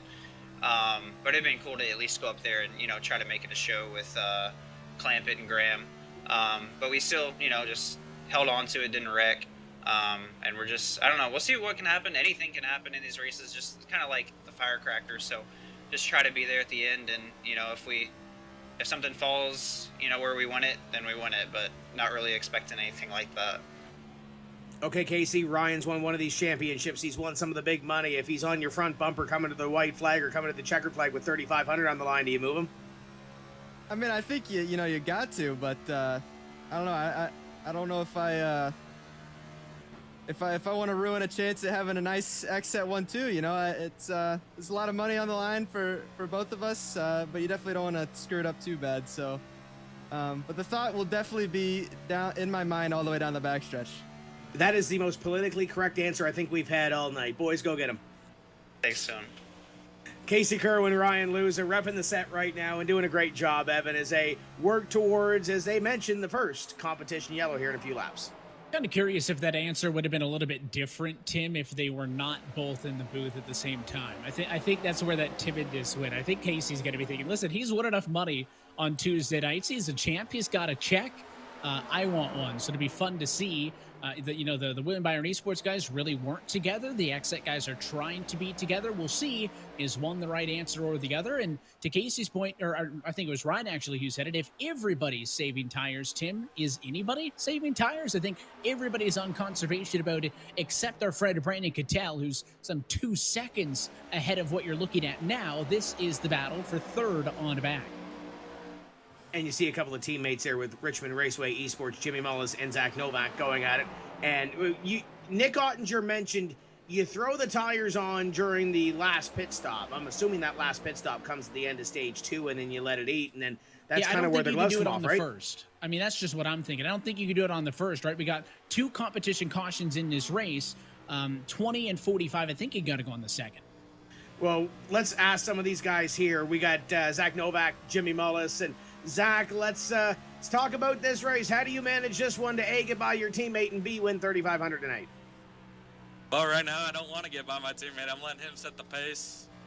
You know, I'm confident in Jimmy's tire saving abilities, so I'm just kind of following him around, making my pace off his. And but when it comes down to it, we're gonna brawl, I'm sure. You know, if we're up there going for the win, but just hanging out right now, waiting for this caution, and we'll see what happens. Jimmy, you've been making some moves tonight, coming off the big win at Loudon. How fun is this package here tonight to be able, as Zach mentioned, to brawl back and forth? It's a lot of fun. The end of that, you know, the heat race was a blast. I thought I had a shot at it, but, you know, just unfortunately got stuck on the bottom and couldn't really do much. But overall, this is really fun. I'm liking this right now. This is peaceful. I was telling everybody in voice chat, like, nobody's really racing hard. We're all just running laps. It's my kind of race. We're coming up to a competition yellow. What do we see here on the comp caution? I'm assuming you guys are probably staying out. Yeah, I think you know, me, Zach, Corey, at least, I know we're gonna stay out and save our tires for the last yellow, and you know, hopefully we've all saved enough right here to where those guys that are way behind are, you know, not gonna be way overdoing us. So we'll see how this goes. Well, there's the caution. Go get in the rest of the way, boys. Thank you, guys. Thanks, bud. That's Zach Novak and Jimmy Mullis, and looking pretty good right now for Richmond Raceway Esports, hanging up here in the top 5 and doing a great job. But there's the competition caution. The first one this evening, Evan, flies at lap number 20. Yeah, and I think I'm in line with those guys, right? I mean, if in a race, Tim, if we just had a yellow now, then you might have drivers come down to the pit lane and hoping it goes out. But because we know that second one's coming, I have to think that most everybody, if not every single driver, is going to want to save those tires for the end of the race. But you never know. Pit road will be open the next time by, Tim, and you're with the 2311 duo. It looks like they're running right together on the racetrack. Mitchell DeYoung and Keegan Leahy. And boys, we've already talked to you once here this evening. Keegan, it's good to see you're actually on the racetrack this time. Thanks, Tim. Yes, I'm happy to be here too. So you guys are kind of hanging out outside the top 10. Mitchell, is his strategy trying to save a little bit of tires to get yourself to the front here in a bit? Yeah, just trying to work the strat a little bit. We'll see how this plays out. I think it'll be an interesting one for sure. So our producer Drew Adamson is going on about the purple room, with Keegan's graphic being purple and Mitchell matching the carpet in the room. So congratulations on that tonight. Drew picked up on that. That's impressive. I'm stoked Keeg has the same color scheme. So you guys are coming down here on pit road. Are you guys aren't taking tires, are you? We're taking multiple tires, yes. Okay, so you're taking 3. Yeah, something like that. Okay. So that's the forecast for. So what are you going to do on the second stop? Are you guys going to stay out and play this strategy? We have a very secret strategy that you'll see at the end. I guess we'll leave it at that, boys. Good luck. Thank you. Evan, was that a 2-tire stop?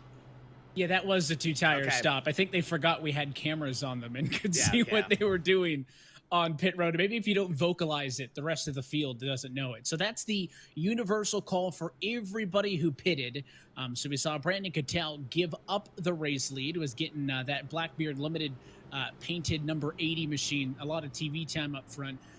Cattell came down pit road, so did DeYoung and Leahy, as we saw. Busa, Salas were also down pit road. All of those drivers were in for just 2 tires. So they're obviously, Tim, I think, going to be on big save mode here, not mind entering pit road towards the back on that second comp yellow and hope that the 2 tires leapfrogs them to the front and they can make it work. It's got to be something. I think Ottinger came down and just looking back, took fuel only, I think, on his stop. So maybe he's trying to conserve for this second little blast and get those tires on the second stop. But yeah, differing strategies. 2 tires instead of the 4 that we would think, or conserve and have what you have for this second run. This is, I'm intrigued by this. And now I wonder, when do they start racing in this second half with the lights out on the pace car? Because you do want to have an advantage on the pit lane if you're on the same strategy as the top 13 who have stayed out. We got Colin Keister, though. Tim, a nice face back here on Tuesday night. Yeah, Colin, welcome back to the series. How's it going? So far, so good. Looks like it's going well for you. What do you have to do to win this thing tonight and send a statement to these boys? I got to keep the tires on here and try to have good track position by the end of this 23 laps or so we got, and try to start up front on the fresh tires. So let's talk through the restart here. What's going through your mind? Talk us through as you go to green. What goes through the mind of an eNASCAR Coca-Cola iRacing Series driver? Trying to time the start, which I did not right there. Get through the gears, and now we gotta get a little side draft. And try to get around these guys in front of you, right? You got Michael Guest to the outside. Yeah, I do want to do that, but also I don't want to burn the tires up too much yet. I know these guys have definitely worn theirs, but I want to burn them off too much. They wear a lot. So we notice you're in the Space Station colors. How important has Space Station been to help you get on the racetrack here tonight? They've been a big help. I've been with them through Road to Pro all season, and they've helped out a lot. Well, we wish you all the best in Road to Pro. Go get them tonight and get yourself some cash. Thank you. You guys have a good one. You too. That's Colin Keister, and he's in the fight right now with Exet right behind him, Evan. Yeah, he's got those exit cars high and behind, kind of all around him as he races off into 3 and 4. And I just wonder when that turning point is going to come, right? They all want to save tires, but they all also want some sort of track position when they head onto pit road, because they're all going to be in the box about the same time for 4 tires. You can't do both. So what is fast enough, right? You have it with the top 3, you have it with the top 5. I mean, we'll see when they decide to turn the wick up. Already more competitive towards the front of the field, left-hand side. Alfala to the outside of Mullis. His teammate there, Novak, as well up top. And somebody we haven't talked much about, Tim, how about Michael Conti side by side with Corey Vincent off of turn 4? That's all a part of the battle for the race lead. And the Richmond Raceway Esports teammates are still side by side and trying to keep everybody else at bay as they battle for position number 3. It's a high-speed pace lap from about 3rd on back as the Richmond Raceway Esports teammates get single file with Novak in behind Jimmy Mullis, and then I think I kind of caught a little 3 wide there around Brandon Cattell as well. So these drivers at the back wasting a little time getting at it. Oh boy, head onto the wall. Oh, and a car is in the air, a huge wreck off of turn 4. There are no caution flags for incidents, so we will race on, but that was Chris Shearburn's number 36 Chevrolet that was sent sky high. Zelensky was involved. The 4 car was involved. That's Ryan Luza. The 97, Logan Clampett got damaged. We were just talking with Colin Keister. He got torn up. I mean, that was a mess off the corner, and a lot of those guys, based on that damage, will lose lead lap status here, Tim, before the comp yellow, and that effectively takes them out of the race contention here. Absolutely it will, and with all the damage that would be obtained to some of those race cars, it's probably going to end their evening as well, or at least a shot at the win. Speaking about a shot at the win, how about a battle for the lead? Here comes the 51 of Ray Alfala looking to the inside. of Bolin as they go at it, and that's all it was. A little look into 3, and Jimmy Mullis going to take a little more than a look. He's got the whole car to the inside of the Rowdy Energy 51. It's going to be a double dose of Richmond Raceway. The 46 is clear. Novak really can't do the same, though. Alfala pinched him down pretty good in turn number 2 there. And now Casey Kerwin's going to join the mix. He'll push the 90 car through down on the inside line. Just about sent him into his teammate with that big head of steam he gave him off it into the turn. But, Tim, this is kind of a middle of what we saw in that first run in the Open. A lot more competitive, a lot more passing up front in stage 2 of this feature. And up front, Mullis wants to go all the way to the race lead underneath the 10 car of Bolin. They're nose-to-nose for the race lead. Does Novak make it 3 wide? No, stays loyal to his teammate for now. Jimmy has been making moves in this whole event, whether it's a heat race or whether it's stage number 2 right here taking the lead, and now Graham Bolin wants to bring home the bacon and bring it a little bit closer to the front. The Smithfield number 10 to the inside will break up the Richmond Raceway Esports teammates, at least for the time being, and here comes Casey Kerwin to the inside. Kerwin trying to make that car stick. He rides 4th ahead of Alfala 5th. You see some side-by-side behind. That's Guest and Vincent fighting. Conti into the mix of that as well. But Jimmy Mullis breaking through and taking the race lead here. Wonder if Graham Bolin gets stuck on the back foot. Tim dialed up with another driver. Vicente Salas is not up front, but he certainly had a good view of that chaos in turn 4. Okay, Vicente, what did you see out of the windshield? Well, I just saw him start to wad it up, and I got on the brakes, got her woed down, avoided it, and kind of linked that there were no cautions, so got it going again, and I think now we're gaining on Nick, so hoping we can capitalize. Well, the good news is that there is a competition caution up the road, so what do you have to do when we have a 10-lap dash to get to the finish of this one and try to win 3,500? Honestly, I think we're just going to have to send it.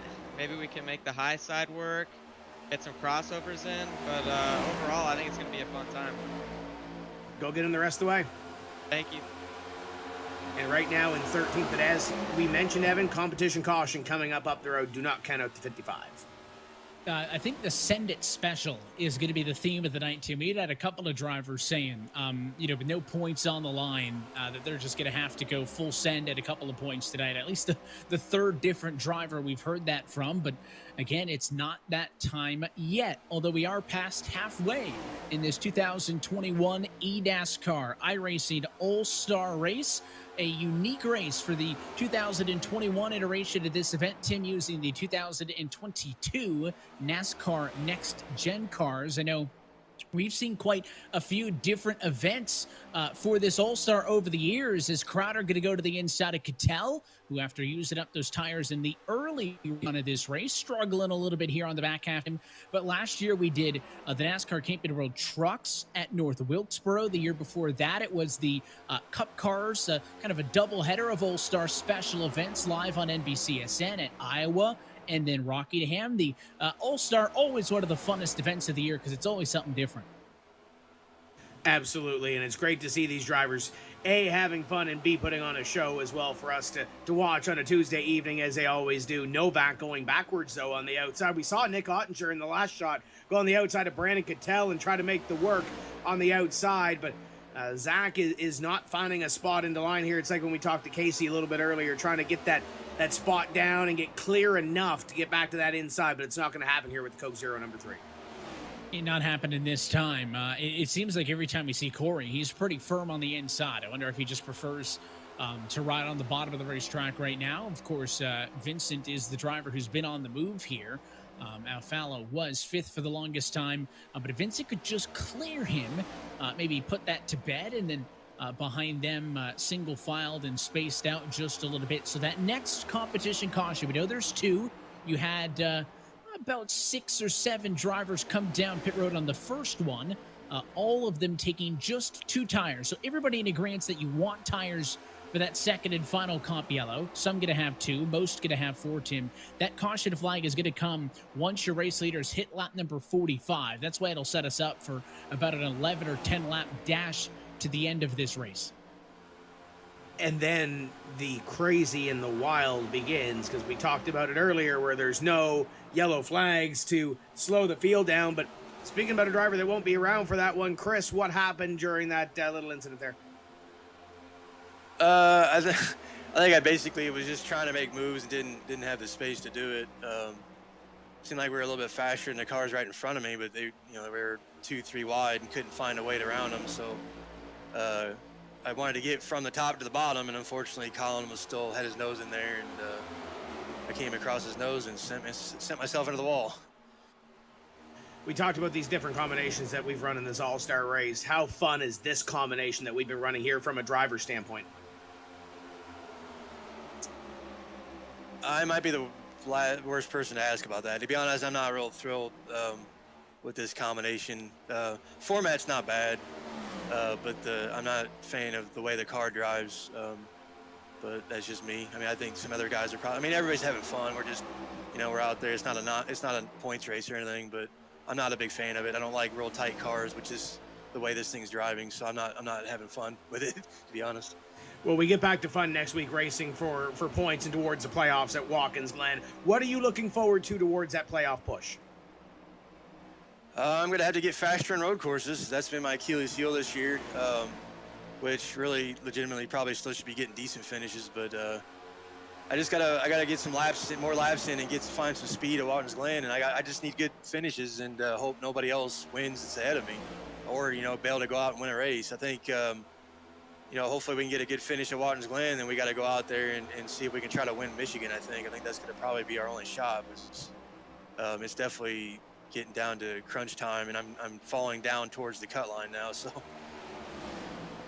Well, we'll watch you next week at Watkins Glen. Tough luck tonight. Wish all the best the rest of the way to the playoffs. All right, thank you guys. We've got a battle on our hands up here, Evan, and we just saw Mitchell DeYoung, I believe that was, go a lap down. It's Jimmy Mullis to the outside, Graham Boland to the inside. These guys are fighting hard.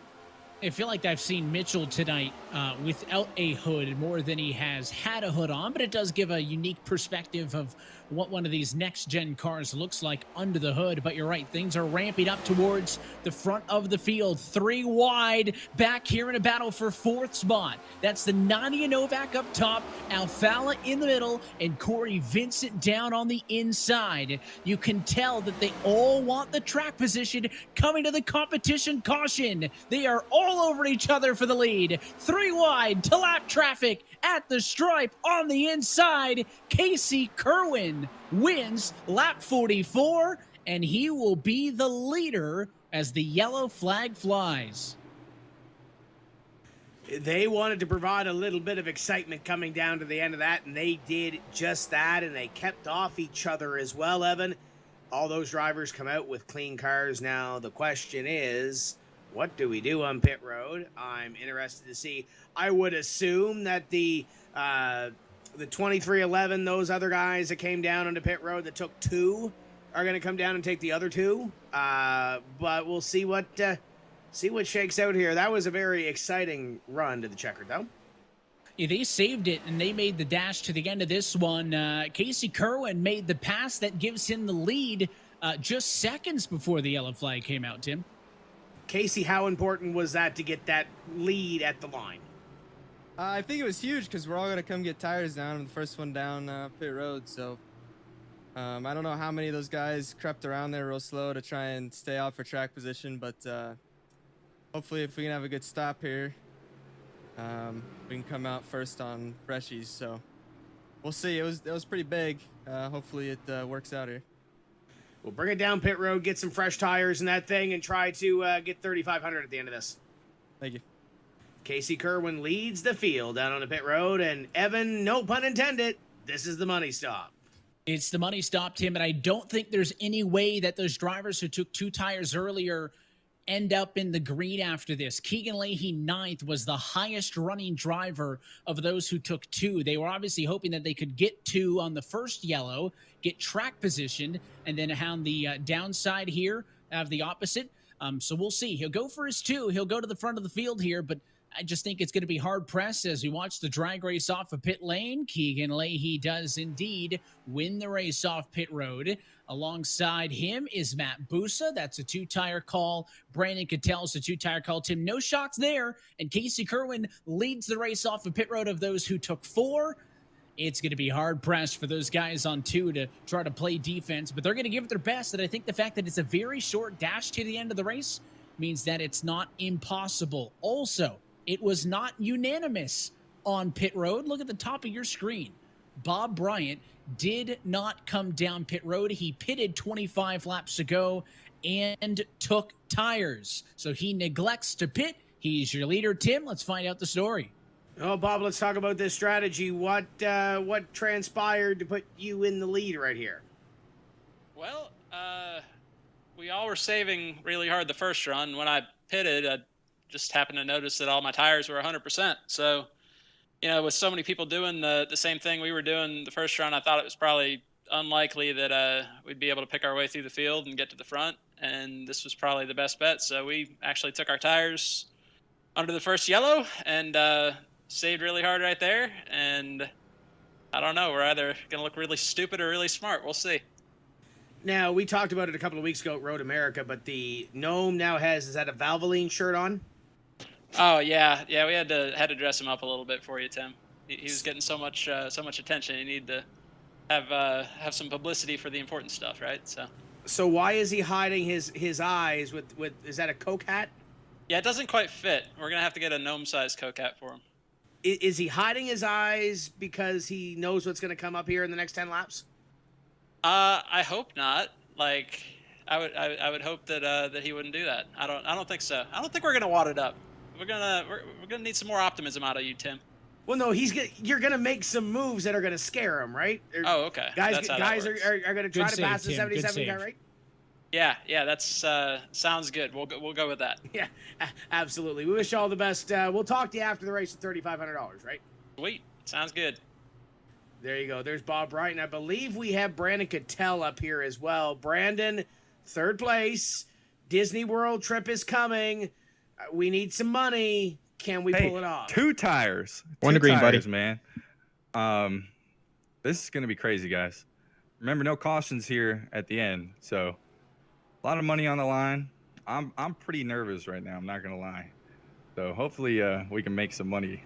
Or, you know what? If we don't, I had fun. So this is gonna be a brawl for sure. So Bob says he has the winning strategy with staying out after pitting earlier. So the 2 tires is the winning call here, right? I hope so. I tried it. I tested it. I really hope so. The left side wear wasn't that bad. So hopefully we can get this and get the job done. Before I let you guys get back to work, Brian Blackford, any words of wisdom for your driver before we go? Oh, man. All or nothing. Put it all in line, buddy. That's what we like to hear. Boys, go get it. That's Brandon Cattell, Brian Blackford, and Evan. We're getting ready to get dialed in for 10 laps of excitement. Bob Bryant, Matt Busa, Brandon Cattell, your top 3. Who's going to win this thing? Something, lick the stamp. We'll see how this one goes. Pace car down and in for the final time tonight. Bob Bryant takes the green flag. 11 laps to go in the eNASCAR iRacing All-Star Race. Who plugs the hole down into corner number 1? They're 2 and 3 wide behind Bob Bryant. Bob is trying to run and hide. And, oh, boy, boosts around Casey Kerwin into the wall. Oh, it's only 2 of them. No, they're wrecking again. Crowder spinning on the back straightaway. He takes Ray Alfalo with him. Clampett's in the grass. Solis is spinning. It's a mess on the back straightaway, and it takes half the cars out of it. Could that help? The driver's on the 2 tires towards the front of the field. Bryant continues to lead, and Cattell up to second. He's trying to hold off Jimmy Mullis. Mullis, the lead car, Tim, with 4 fresh tires. Do you remember how strong Jimmy Mullis was at Loudon? We've seen some big moves tonight out of that 46. I think that might be the winning call, but they've got to get past this guy that we're riding on board with. Bob Bryant looking back at the rest of the field and trying to pull away and hear the sound of the cash registers. That time by 9 laps to go. Could the battle for second help him out? Cattell tries to shut the door on the 46. It's Mullis to the outside. Right-hand side, you're looking off of the bumper of your race leader. Left-hand side, you're in the car with Bob Bryant. Cattell really does not want to give Mullis that inside line. be hiding my eyes too if I was the gnome, looking back out and seeing this in behind him. These guys are bobbing and weaving, not only trying to catch Bob, but trying to make it. Oh boy, there goes the 80 car up the racetrack, almost into the 46. We didn't wad him up, but we came some close. Oh, and he comes up again, and Vincent just about sent the 80 car into the outside wall. Cattell's on the tire disadvantage, but he is not lacking some bravery. He is making that 80 Chevrolet as wide as he can, but how long will it last him? It's clear he's better on the bottom. Oh, but he gets real tight that time. Drives Mullis to the fence. It's Vincent to the inside. 3 wide for second. Excuse me, pardon me, coming through. Corey Vincent going to pick up the spot, and you can see the damage on the side of that 80 car. He's been doing work, and Jimmy Mullis says, why not? Let's go back to the inside. 3 wide down the back for third. Michael Guest wants to join the party, but there's nowhere for him to go right now with Mullis on the bottom, Bolin in the middle, and Cattell up top. The 46 pushes, and Cattell's into the outside wall. He gets hip checked. He takes out Leahy. Novak involved. 3 more cars as Leahy flips. But the battle for the race lead rages on. 6 laps to go from Nashville. Here comes Vincent with a full head of steam down the back straightaway. Can that 77 of Bob Bryant do anything to hold off the Coke Zero Chevy? How wide are these next-gen cars? Because I feel like it's about to be doubled if you're Bob Bryant to try to keep Corey Vincent behind you. Vincent goes to the inside, side by side for the lead.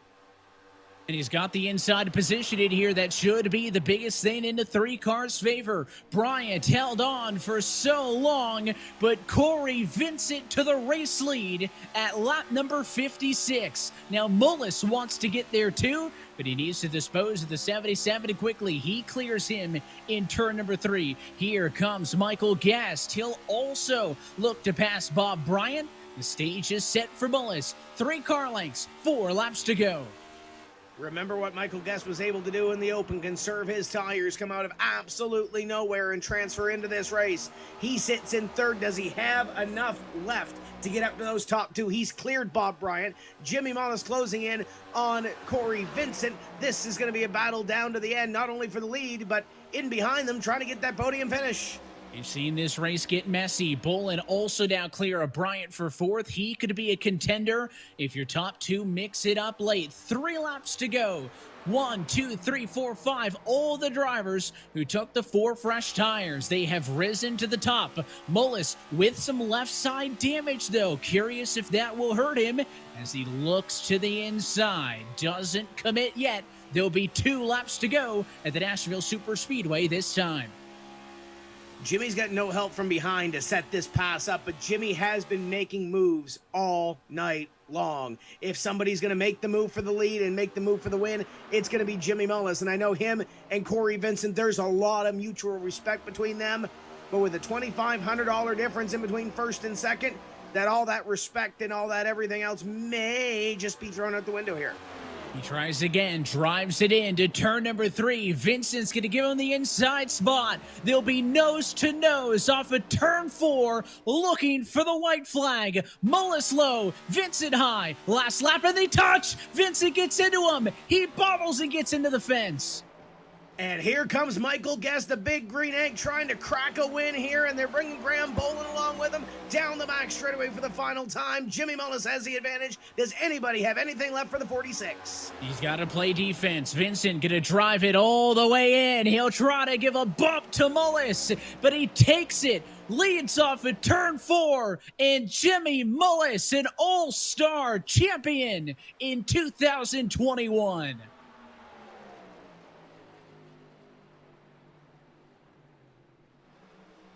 What a drive by the 46.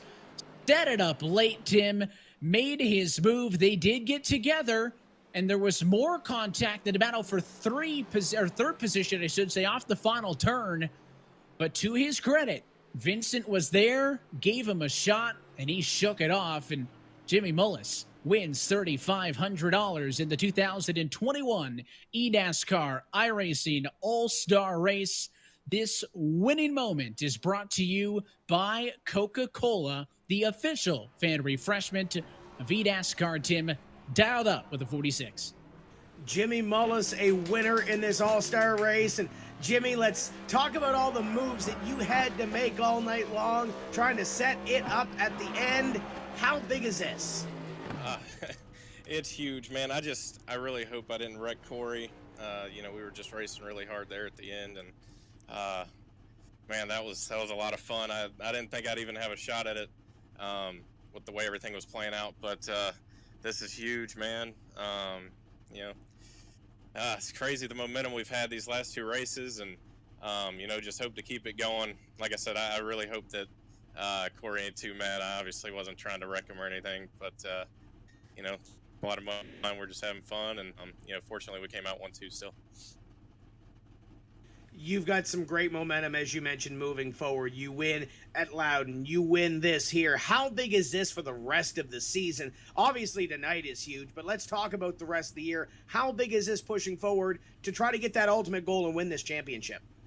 I mean, it's huge. Any momentum you can have and success you can have just builds confidence. And, I'm more confident than ever in our team right now. And I feel like we're firing on all cylinders. And, this race in particular doesn't really do anything for us in the season other than, like I said, just add confidence and just more fuel to the fire to, go out and compete.